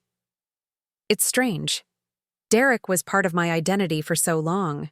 We were Derek and Vanessa, a unit. Now I'm just Vanessa, figuring out who that is again. Do you regret it? Not the divorce, but the marriage itself? No, I said after a moment's reflection. Despite how it ended, there were good years. I learned a lot and grew as a person, and in a roundabout way, the divorce led me here, to this new venture, to our partnership. I can't regret that. Amber nodded thoughtfully. I've been thinking about that too. If I could go back in time and warn myself about Derek, would I? Part of me says absolutely. But then, I wouldn't be having this baby, wouldn't have met you, wouldn't be part of Phoenix Rising. Life rarely gives us clean choices, does it? No pure right or wrong paths, just complicated journeys with unexpected destinations. Speaking of journeys, Amber said, wincing again, I think I might need to head back to my apartment tonight instead of staying here. This back pain is getting worse. Are you sure it's just back pain? I asked, concerned mounting as I noticed her discomfort. Could it be contractions? They're not regular, and they're mostly in my back, probably just false labor. Nevertheless, I insisted on driving her back to the city that night. My intuition was screaming that this wasn't ordinary back pain, and I'd learned to trust my instincts. We were halfway to Chicago when Amber gasped, clutching the dashboard. Okay, that was definitely a contraction. How far apart are they? I asked, accelerating slightly. I don't know, I haven't been timing them. Maybe 15 minutes? It's too early, Vanessa. I'm not due for 3 more weeks. 3 weeks isn't that early, I reassured her, though my heart was racing. The baby would be considered full term already. Let's get you to the hospital to be safe. By the time we reached Northwestern Memorial Hospital, Amber's contractions were coming every 12 minutes. The doctors confirmed she was in early labor, though still only 2 centimeters dilated. It could be hours yet, the obstetrician advised after examining her. First babies often take their time. Try to rest between contractions if you can. I helped Amber get settled in her labor room, then stepped into the hallway to make calls. First to Lauren, to let her know we wouldn't be at the property the next day. Then, at Amber's request, to Derek. He answered on the second ring. Vanessa, is everything okay? Amber's in labor. We're at Northwestern Memorial. She's still in early stages, but she asked me to call you. There was a moment of silence, then, I'll be right there. The call disconnected abruptly. I returned to Amber's room, where she was, working through a contraction, her face contorted in pain. Derek's on his way, I told her once the contraction passed. She nodded, looking both nervous and relieved. Will you stay? Even after he gets here? I know it's awkward, but I'd feel better with you here. Of course I'll stay, as long as you want me to. The next several hours passed in a blur of increasing contractions, medical staff coming and going, and Amber progressing slowly but steadily through labor. Derek arrived about an hour after my call, looking disheveled and panicked. Is she okay? Is the baby okay? He demanded as soon as he saw me in the waiting area where I'd gone to get coffee. They're both doing fine. Labor is progressing normally, just slowly. Some of the tension left his shoulders. Thank you for calling me, and for bringing her here. She wants us both with her, I said, deciding to be direct. Can you handle that? Derek looked surprised but nodded. If that's what she wants. Together we returned to Amber's room. The awkwardness of the situation, ex-husband, ex-wife, and pregnant girlfriend together in a labor room, wasn't lost on any of us. But Amber's needs took precedence over any discomfort we might feel. As the night wore on, Amber's labor intensified. Derek and I formed an unlikely support team, each finding our role naturally. He held her hand and offered encouragement during contractions. I kept track of their timing, advocated with the medical staff, and made sure she stayed hydrated between episodes of pain. Around 3 a.m., The obstetrician checked Amber again and announced she was ready to start pushing. What followed was an intense 2 hours of effort, Amber showing a strength and determination that left both Derek and me in awe. At 5:17 a.m., Samuel Ethan Wilson entered the world with a powerful cry, his tiny fists clenched as if ready to take on life's challenges immediately. The doctor placed him on Amber's chest, and her exhausted face transformed with a radiance I'd never seen before. "He's perfect," she whispered, tears streaming down her face. Derek stood at the bedside, openly weeping as he reached out a tentative finger to touch his son's hand. "He's amazing. You're amazing, Amber." I hung back, giving them space for this profound family moment, suddenly feeling like an intruder despite Amber's earlier request. As I turned to slip out of the room, Amber called my name. "Vanessa, don't go. Come meet Sam." I approached the bed hesitantly. The baby had Derek's strong jawline but Amber's complexion and what looked like the beginnings of her reddish hair. His eyes, when he briefly opened them, were the unfocused deep blue of all newborns. "He's beautiful," I said softly. "Congratulations, both of you." "I couldn't have done this without you," Amber told me, her voice thick with emotion. "Either the labor or the last few months. You've been—" She searched for words. My rock when everything else was shifting sand? The unexpected declaration brought tears to my eyes.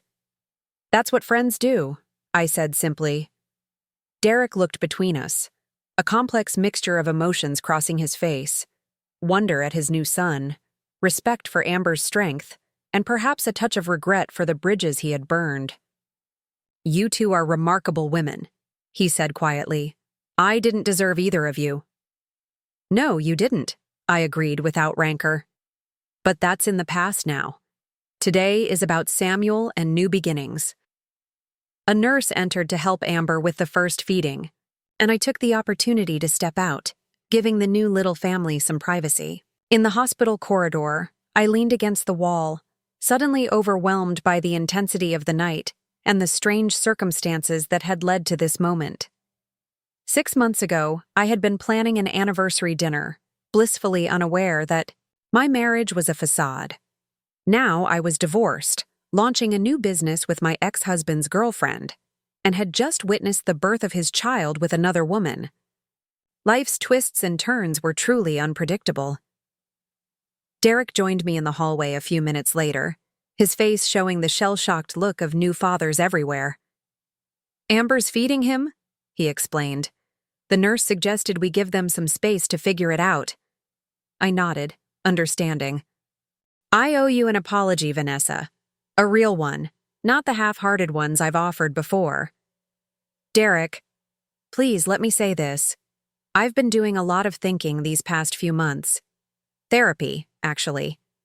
Trying to understand why I did what I did, why I hurt the people I claim to love. This was new information. Derek had always resisted therapy during our marriage, claiming he didn't believe in having a stranger pick apart his brain. "What have you learned?" I asked, genuinely curious. He sighed, running a hand through his hair, that familiar nervous gesture. "That I've spent my life running from intimacy while simultaneously craving it.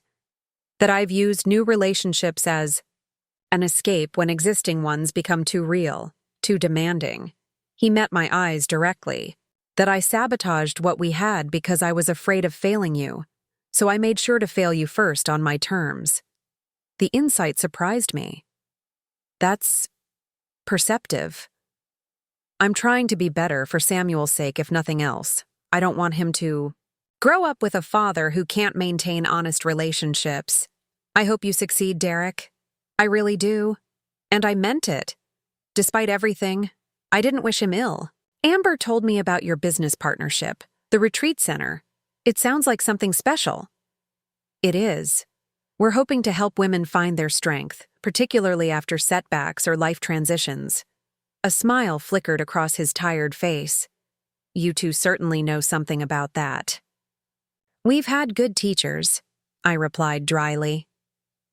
We stood in companionable silence for a moment, the acrimony of our divorce softened by the miracle of new life we had just witnessed. "I should get back in there," Derek said eventually.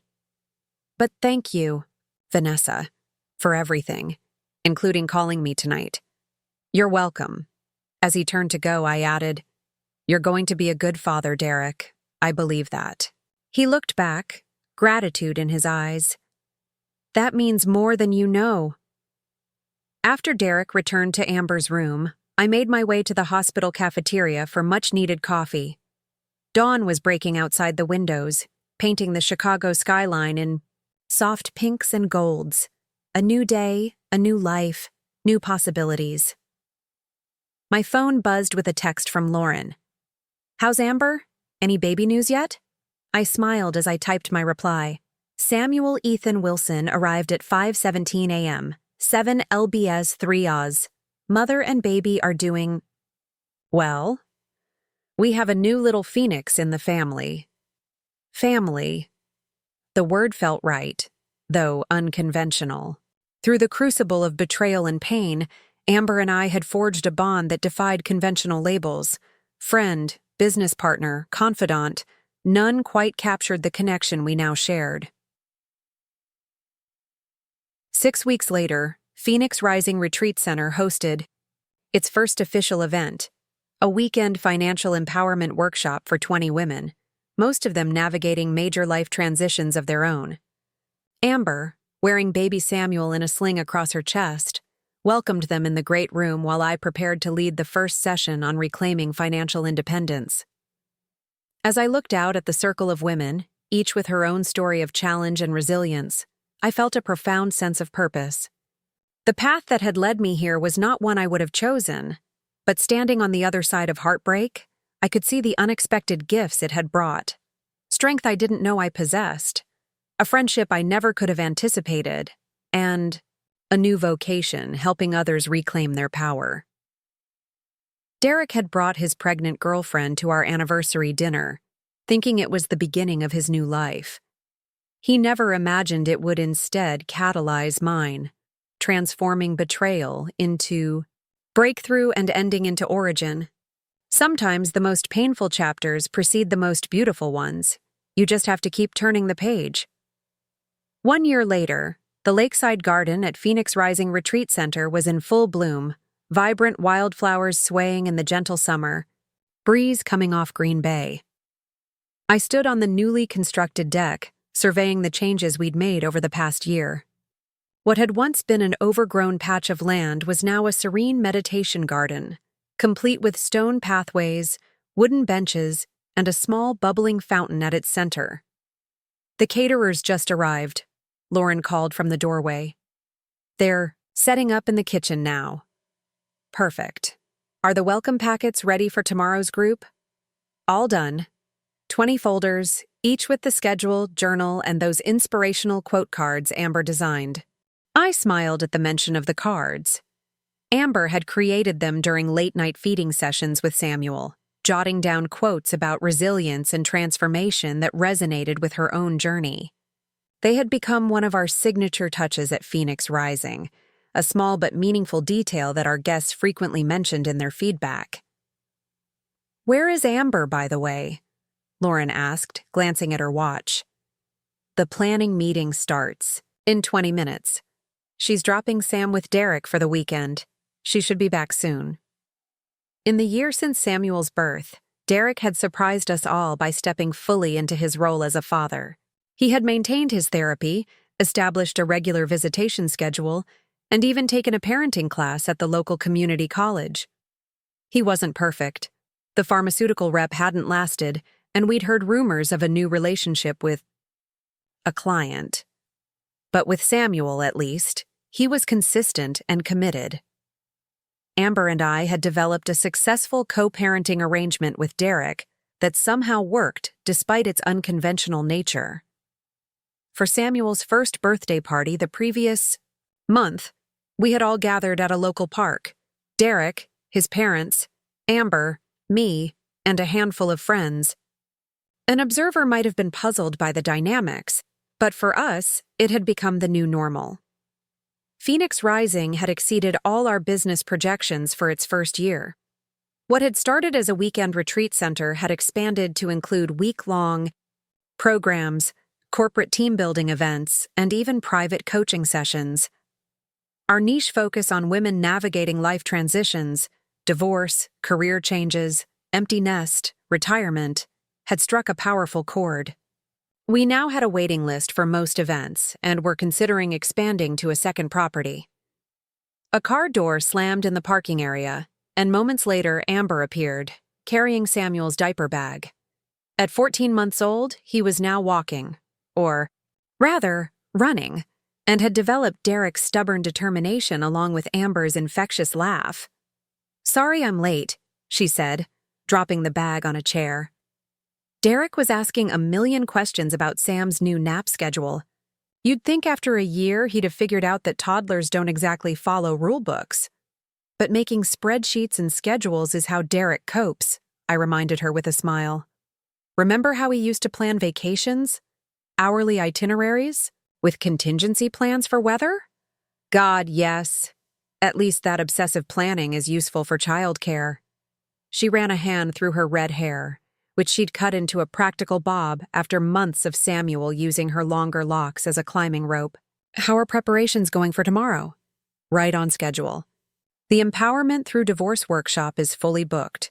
20 women arriving tomorrow morning for 3 days of financial planning, legal consultations, and emotional healing work. This particular program was close to my heart. I had designed it based on my own experience, incorporating the financial strategies that had helped me protect myself during the dissolution of my marriage. Melissa, my divorce attorney, was one of the featured speakers, offering legal insights alongside a therapist specializing in grief and recovery. "I have a good feeling about this one," Amber said, linking her arm through mine as we headed inside. These workshops always seem to create such powerful connections among the participants. That was perhaps the most unexpected aspect of our business, the community that had formed around Phoenix Rising. Women who attended our programs often maintained contact long after, forming support networks that extended well beyond the retreat center's walls. We had even started hosting reunion weekends for past participants to reconnect and share their progress. The planning meeting went smoothly, each staff member reporting on their area of responsibility for the upcoming event. Our team had grown to include Lauren as event coordinator, 2 part-time yoga instructors, a chef specializing in nutritious comfort food, and a groundskeeper who maintained the property's 5 acres. "One last item," I said as the meeting was wrapping up. "I've been approached by a publisher interested in our story." All eyes turned to me, Amber's widening in surprise. "What kind of story?" she asked. "Our story. How Phoenix Rising came to be, the philosophy behind it, the impact it's had on the women who've come through our programs. They're thinking part memoir, part self-help guide." "That's wow," Amber said, clearly processing the idea. "How do you feel about it?" "I'm intrigued. It would be a chance to reach women who can't physically come to the retreat center. But I wanted to discuss it with all of you first, especially you, Amber, since our origin story is, well, complicated." Lauren chuckled at the understatement. Though our staff knew the broad strokes of how Amber and I had met, few knew the full details of that fateful night at Alinea and its aftermath. "Let's talk about it later," Amber suggested, "after the workshop this weekend." I nodded in agreement, and we adjourned the meeting, each heading off to complete final preparations for the arriving guests. That evening, with the retreat center quiet and ready for tomorrow's activities, Amber and I sat on the deck with glasses of wine, enjoying the rare child-free time. Samuel's absence always left the house strangely peaceful, no toys scattered across the floor, no Little Einstein's theme song playing on repeat, no toddler squeals echoing through the rooms. We loved him desperately, but also treasured these moments of adult conversation. "So, a book," Amber said, picking up the thread from earlier. "Tell me more." I explained what the publisher had proposed. a combination of our personal story with practical advice for women facing similar situations. They think the unusual circumstances of our meeting, combined with what we've built together, would resonate with readers, a sort of triumph over betrayal narrative. And how much of the personal stuff would we have to share? I understood her hesitation. While I had processed most of my feelings about Derek's betrayal, Amber still struggled with guilt at times, especially when well-meaning acquaintances made assumptions about the timeline of her relationship with him. We'd control the narrative, I assured her. We could focus more on the aftermath and rebuilding than on the specifics of how we met. The point isn't to villainize Derek or rehash the painful parts unnecessarily.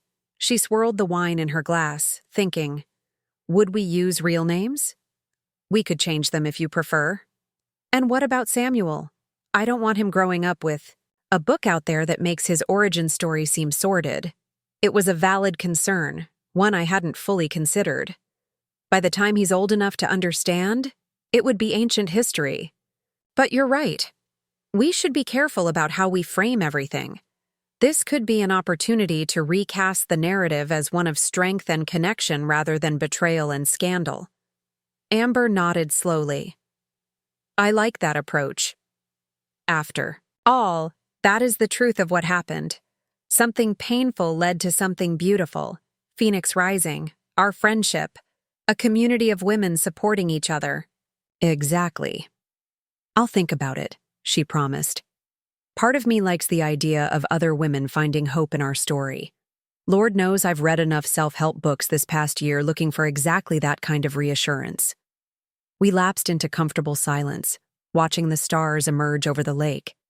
In moments like these, the strange path that had brought us together seemed almost predestined, as if the universe had orchestrated Derek's betrayal to create something more meaningful than either relationship alone could have been.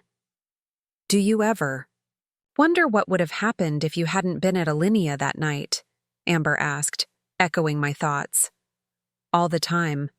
I might still be with Derek, making excuses for his absences, trying to fix something that was fundamentally broken. And I'd be a single mother in a tiny apartment, believing Derek's lies about why he couldn't leave his wife, probably still falling for his empty promises. I raised my glass. To be in the right place at the right time, even when it didn't feel like it. And to unlikely friendships that change everything, she added, clinking her glass against mine. The next morning, our guests began arriving shortly after 9. They came singly or in pairs, some with the shell-shocked look of recent separation, others with the determined stride of women further along in their healing journey. Each was welcomed personally, shown to her room, and invited to gather in the great room at 11 for the official start of the program. As I prepared my opening remarks, I surveyed the circle of women seated on comfortable chairs and floor cushions around the fireplace. Though each face was new to me, their stories were familiar variations on themes I knew well: betrayal, loss, disorientation, and the tentative stirrings of hope that something better might lie ahead. Welcome to Phoenix Rising, I began. My name is Vanessa Mitchell, and along with my business partner Amber Wilson, I founded this retreat center with a specific mission in mind: to help women navigate life's most challenging transitions with grace, strength, and financial savvy.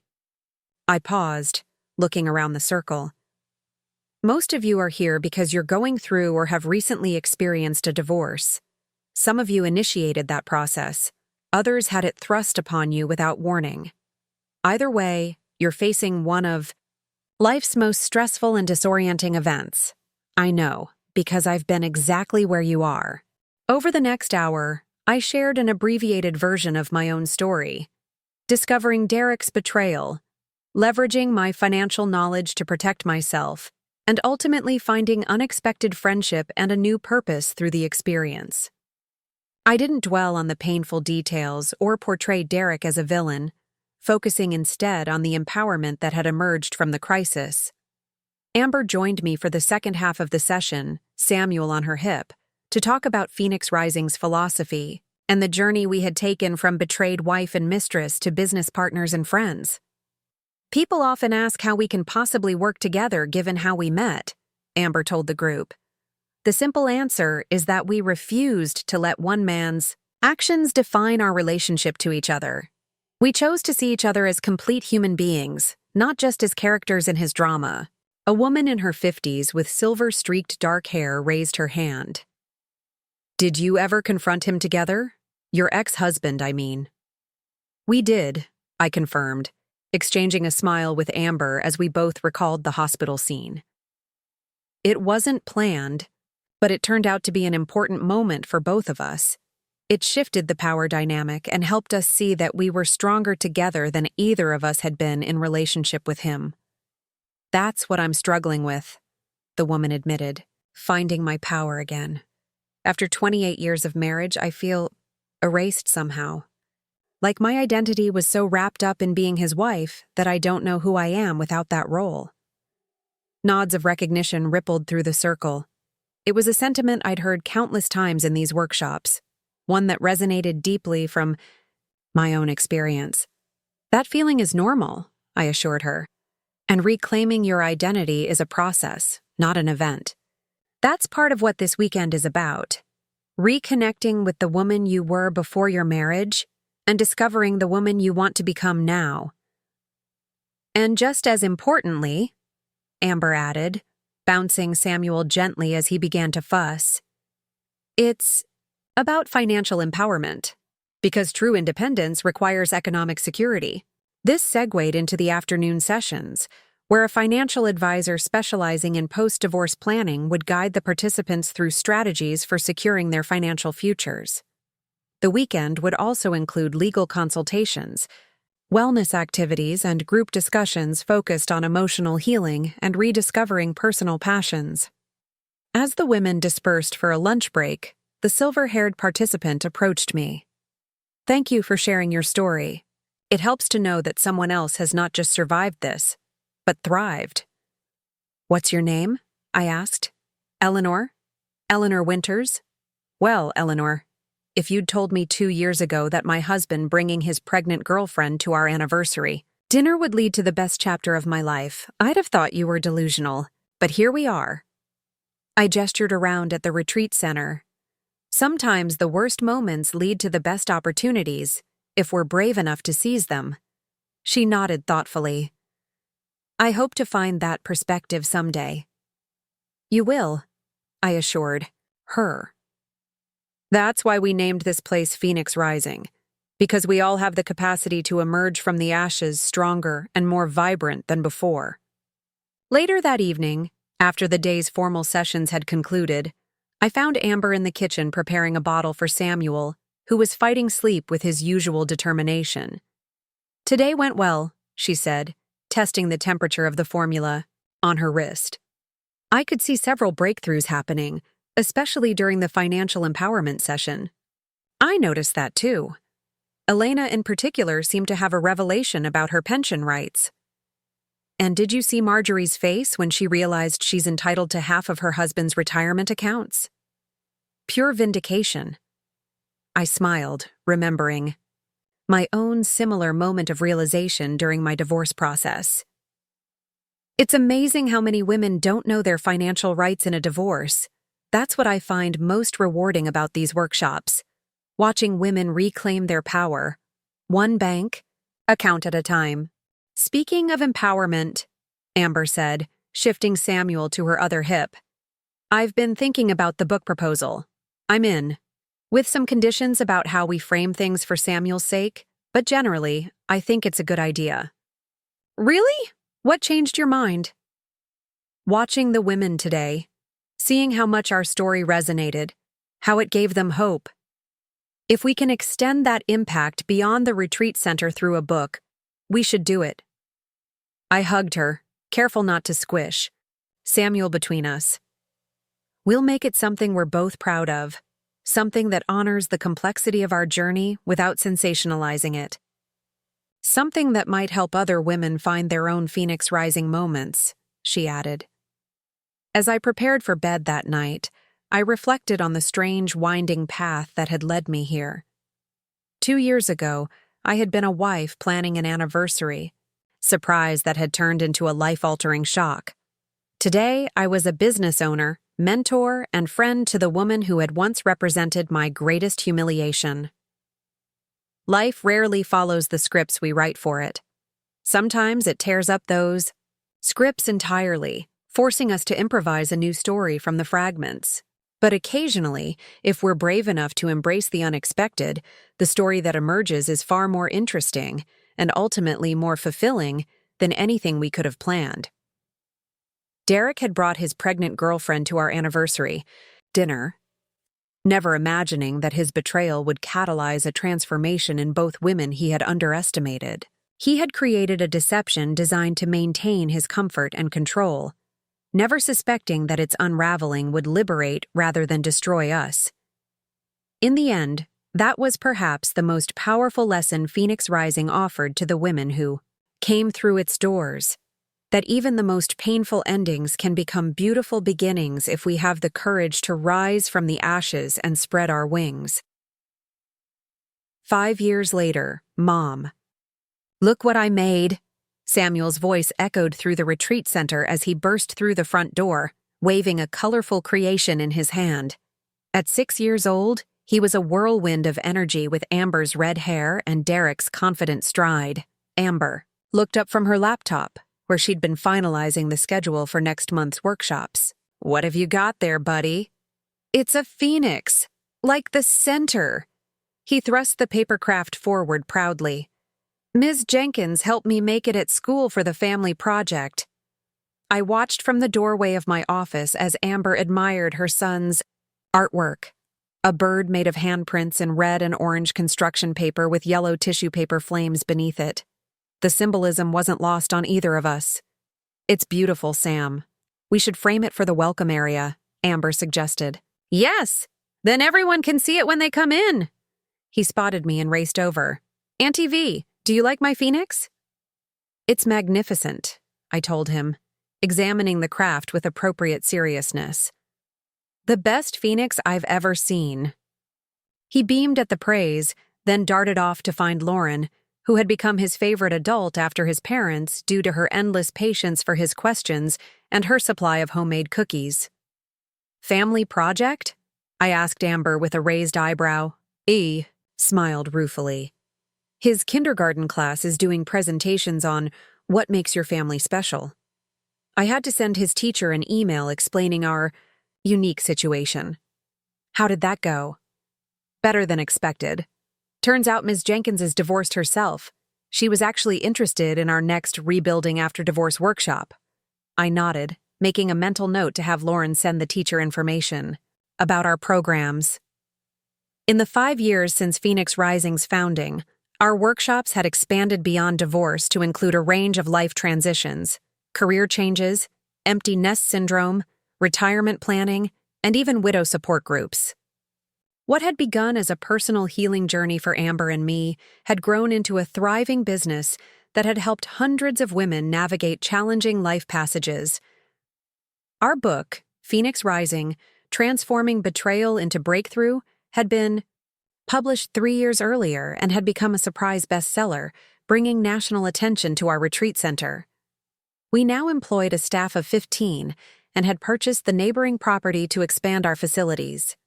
With success had come new challenges, of course.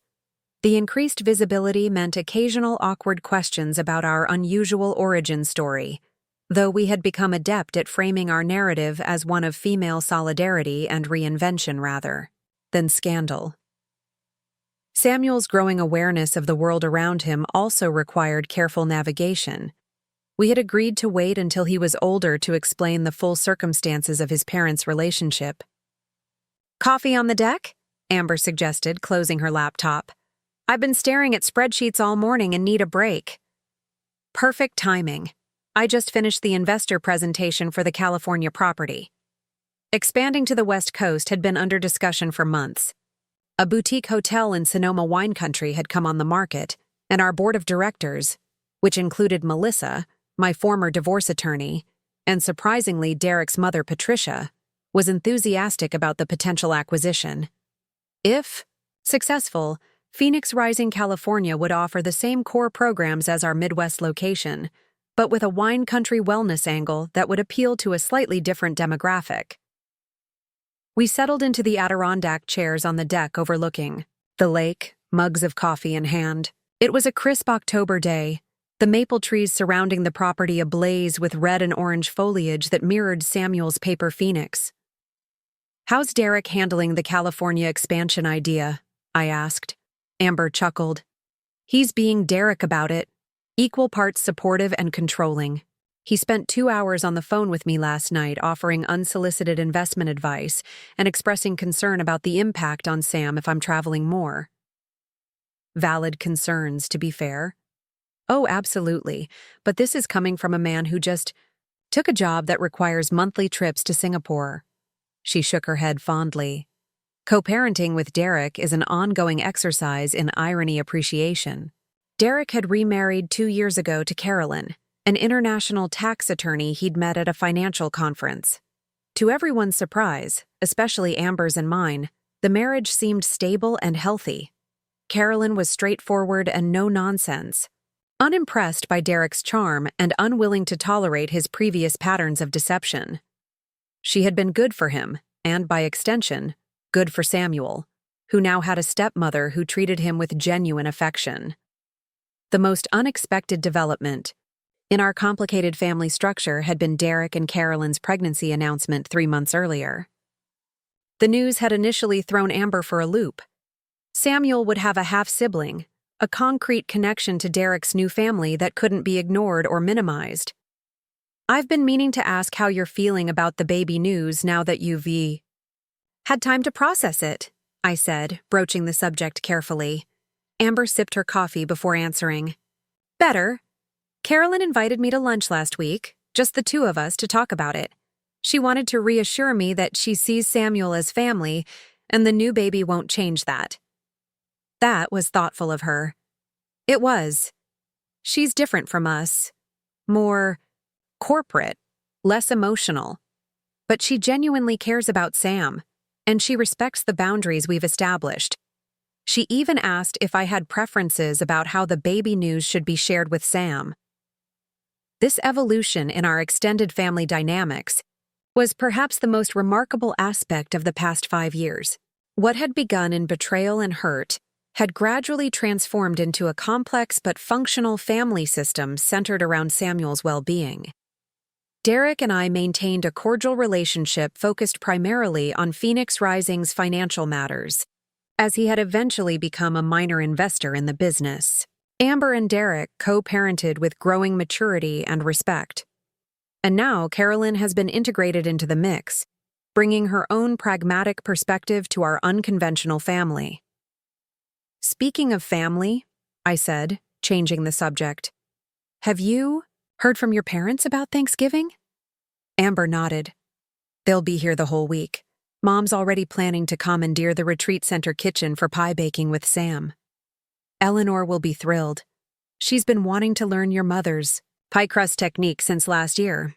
Eleanor Winters, the silver-haired participant from our very first divorce workshop, had become both a dear friend and Phoenix Rising's culinary director. After discovering a passion for cooking during her post-divorce reinvention, she had trained at a culinary institute and now oversaw all food services for the retreat center, specializing in comfort food with a healthy twist. Our conversation was interrupted by Lauren coming onto the deck, Samuel trailing behind her with chocolate smudges on his cheeks. "Sorry to interrupt, but your 2 o'clock is here," she told me. "The writer from Women's Wellness magazine." "Right," I said, glancing at my watch. "I lost track of time. Show her to the great room. I'll be there in 5 minutes." After Lauren. And Samuel headed back inside. Amber gave me a teasing look. "Another media opportunity? Your schedule is getting as packed as a presidential candidate's," I grimaced. The publicity aspect of our work had always been my least favorite part, though I recognized its necessity for growing our impact. It's for their Women Who Reinvent issue. Apparently, our story fits their theme. Our story fits everyone's theme these days. Female entrepreneurship, divorce recovery, unlikely friendships, co-parenting success. We're like the Swiss Army knife of human interest stories. The irony isn't lost on me, I admitted. 5 years ago, I was hiding in my office reviewing financial statements and contemplating divorce. Now I'm giving interviews about empowerment and transformation. Life takes unexpected turns, Amber agreed. But I wouldn't change where we've landed, would you? Despite how we got here? I considered the question seriously, as I had many times over the years. No. As painful as that night at Alinea was, it set me free from a marriage that wasn't serving either of us. And it led to all of this. I gestured to encompass the retreat center, our friendship, the life we'd built. Some breakdowns really are breakthroughs in disguise. That should be in the article, Amber suggested with a smile. Along with, sometimes your husband's pregnant girlfriend becomes your best business partner and chosen family? I'm not sure. Mainstream women's magazines are ready for that level of complexity. We shared a laugh, the kind that comes from a deep well of shared experience and mutual understanding. Then I headed inside to meet the journalist while Amber returned to her scheduling work, Samuel now coloring contentedly at her feet. The interview took place in the great room, where a fire crackled in the massive stone fireplace, and large windows showcased the vibrant autumn colors outside. Jessica Chen, the magazine writer, was younger than I'd expected, perhaps in her early 30s, with an eager intelligence that reminded me of myself before the divorce. "Thank you for making time to speak with me," she began after we'd settled into the comfortable seating area. "I've been following Phoenix Rising's work for several years, and I'm fascinated by how you've created such a powerful community from what could have been just another sad divorce story. That transformation is exactly what we try to model for the women who come through our programs," I explained. "Every ending, however painful, contains the seeds of a new beginning. Your partnership with Amber Wilson is particularly intriguing," Jessica said, consulting her notes. "In your book, you describe meeting under what most would consider impossible circumstances for forming a friendship. What allowed you to move beyond those circumstances to create this remarkable business partnership?" It was a question I'd been asked countless times, yet I still took care with my answer, wanting to honor the complexity of our journey. I think what made our connection possible was recognizing that we were both victims of the same man's deception, rather than enemies competing for his attention. Once we saw each other as complete human beings with our own hopes, dreams, and struggles, rather than just as wife and mistress, we discovered we had complementary strengths and a shared vision for helping other women through transitions. And the fact that her son is your ex-husband's child doesn't complicate things? I smiled, thinking of Samuel and his paper phoenix. Family comes in many forms these days. Samuel is a beautiful, bright child who brings joy to everyone around him. His parentage is less important than the love and stability we all work to provide him. The interview continued for nearly an hour, covering the retreat center's programs, our expansion plans, and the themes of our book.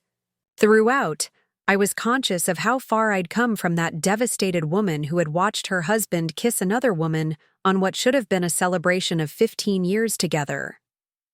"One last question," Jessica said as we wrapped up. "What advice would you give to a woman who's just discovered her husband's betrayal? Someone who's right where you were 5 years ago?" I took a moment to consider, wanting to offer something more meaningful than platitudes. I'd tell her that while she can't control what's happened, she can control what happens next. That the end of her marriage doesn't have to be the end of her story. It could be the beginning of a much better chapter. I'd encourage her to look for the gifts hidden within the pain, because they're almost always there, even if they're not immediately visible. After Jessica left, I found Amber in the kitchen helping Samuel make peanut butter cookies with Eleanor. Flour dusted the countertops, and Samuel's face was smeared with cookie dough despite the child-sized apron he wore. "How did the interview go?" Amber asked, looking up from the mixing bowl. "The usual questions? Our unusual origin story, business success against the odds, The magic of female friendship transforming betrayal into opportunity. So, basically, they want to know how we didn't kill each other or Derek?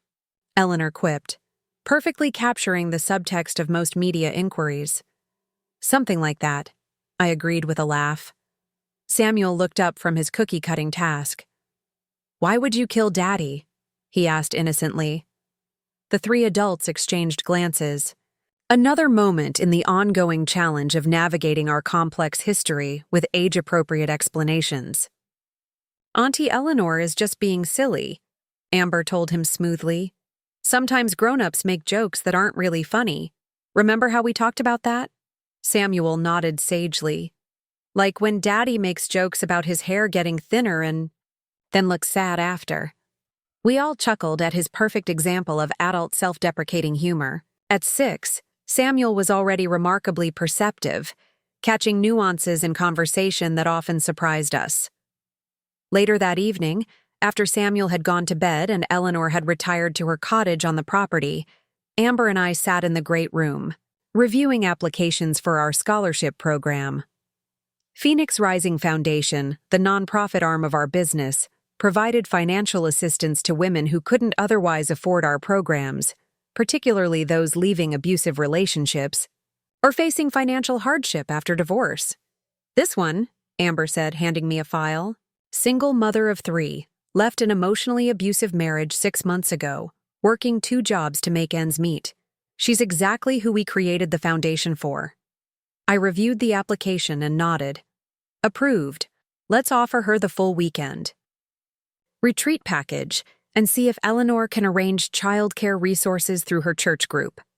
We continued through the stack of applications, each representing a woman at a crucial turning point in her life. Some were freshly divorced, others widowed. Some simply seeking direction after decades of defining themselves through relationships or family roles. Each was searching for what Amber and I had found, a way to transform adversity into advantage, crisis into opportunity.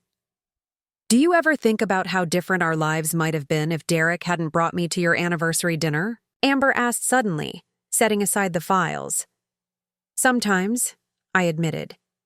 But I've stopped seeing it as a traumatic moment and started viewing it as a necessary catalyst. Without that night, I might never have found the courage to end a marriage. That wasn't serving either of us.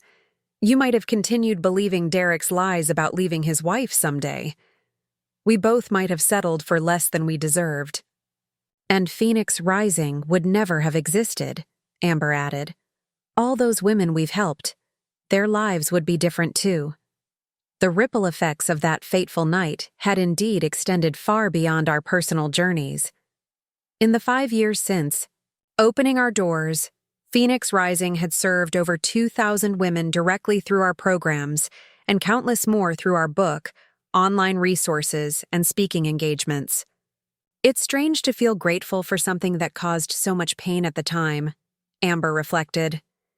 But I am grateful, not for Derek's deception, but for where it ultimately led us.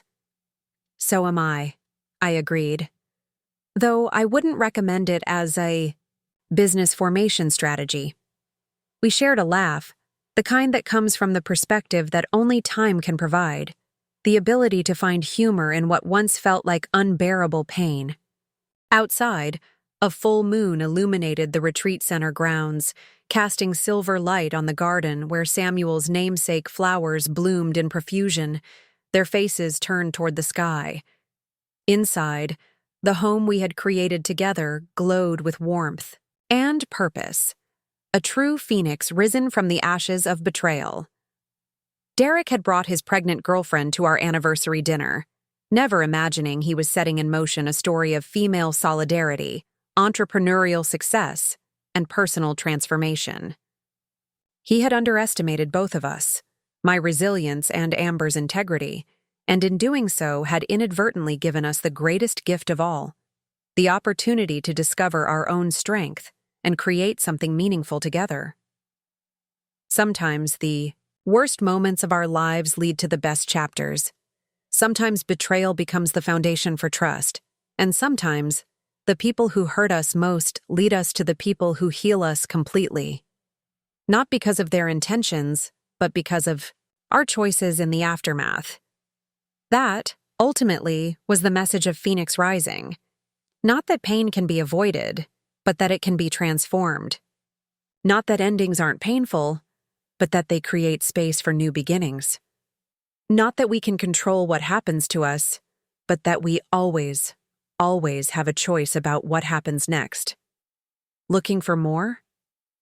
We've got 2 amazing stories ready for you right on screen. If this one touched you, these are absolutely worth your time. Click to watch them now. And hey, subscribe and hit that bell to never miss our latest uploads.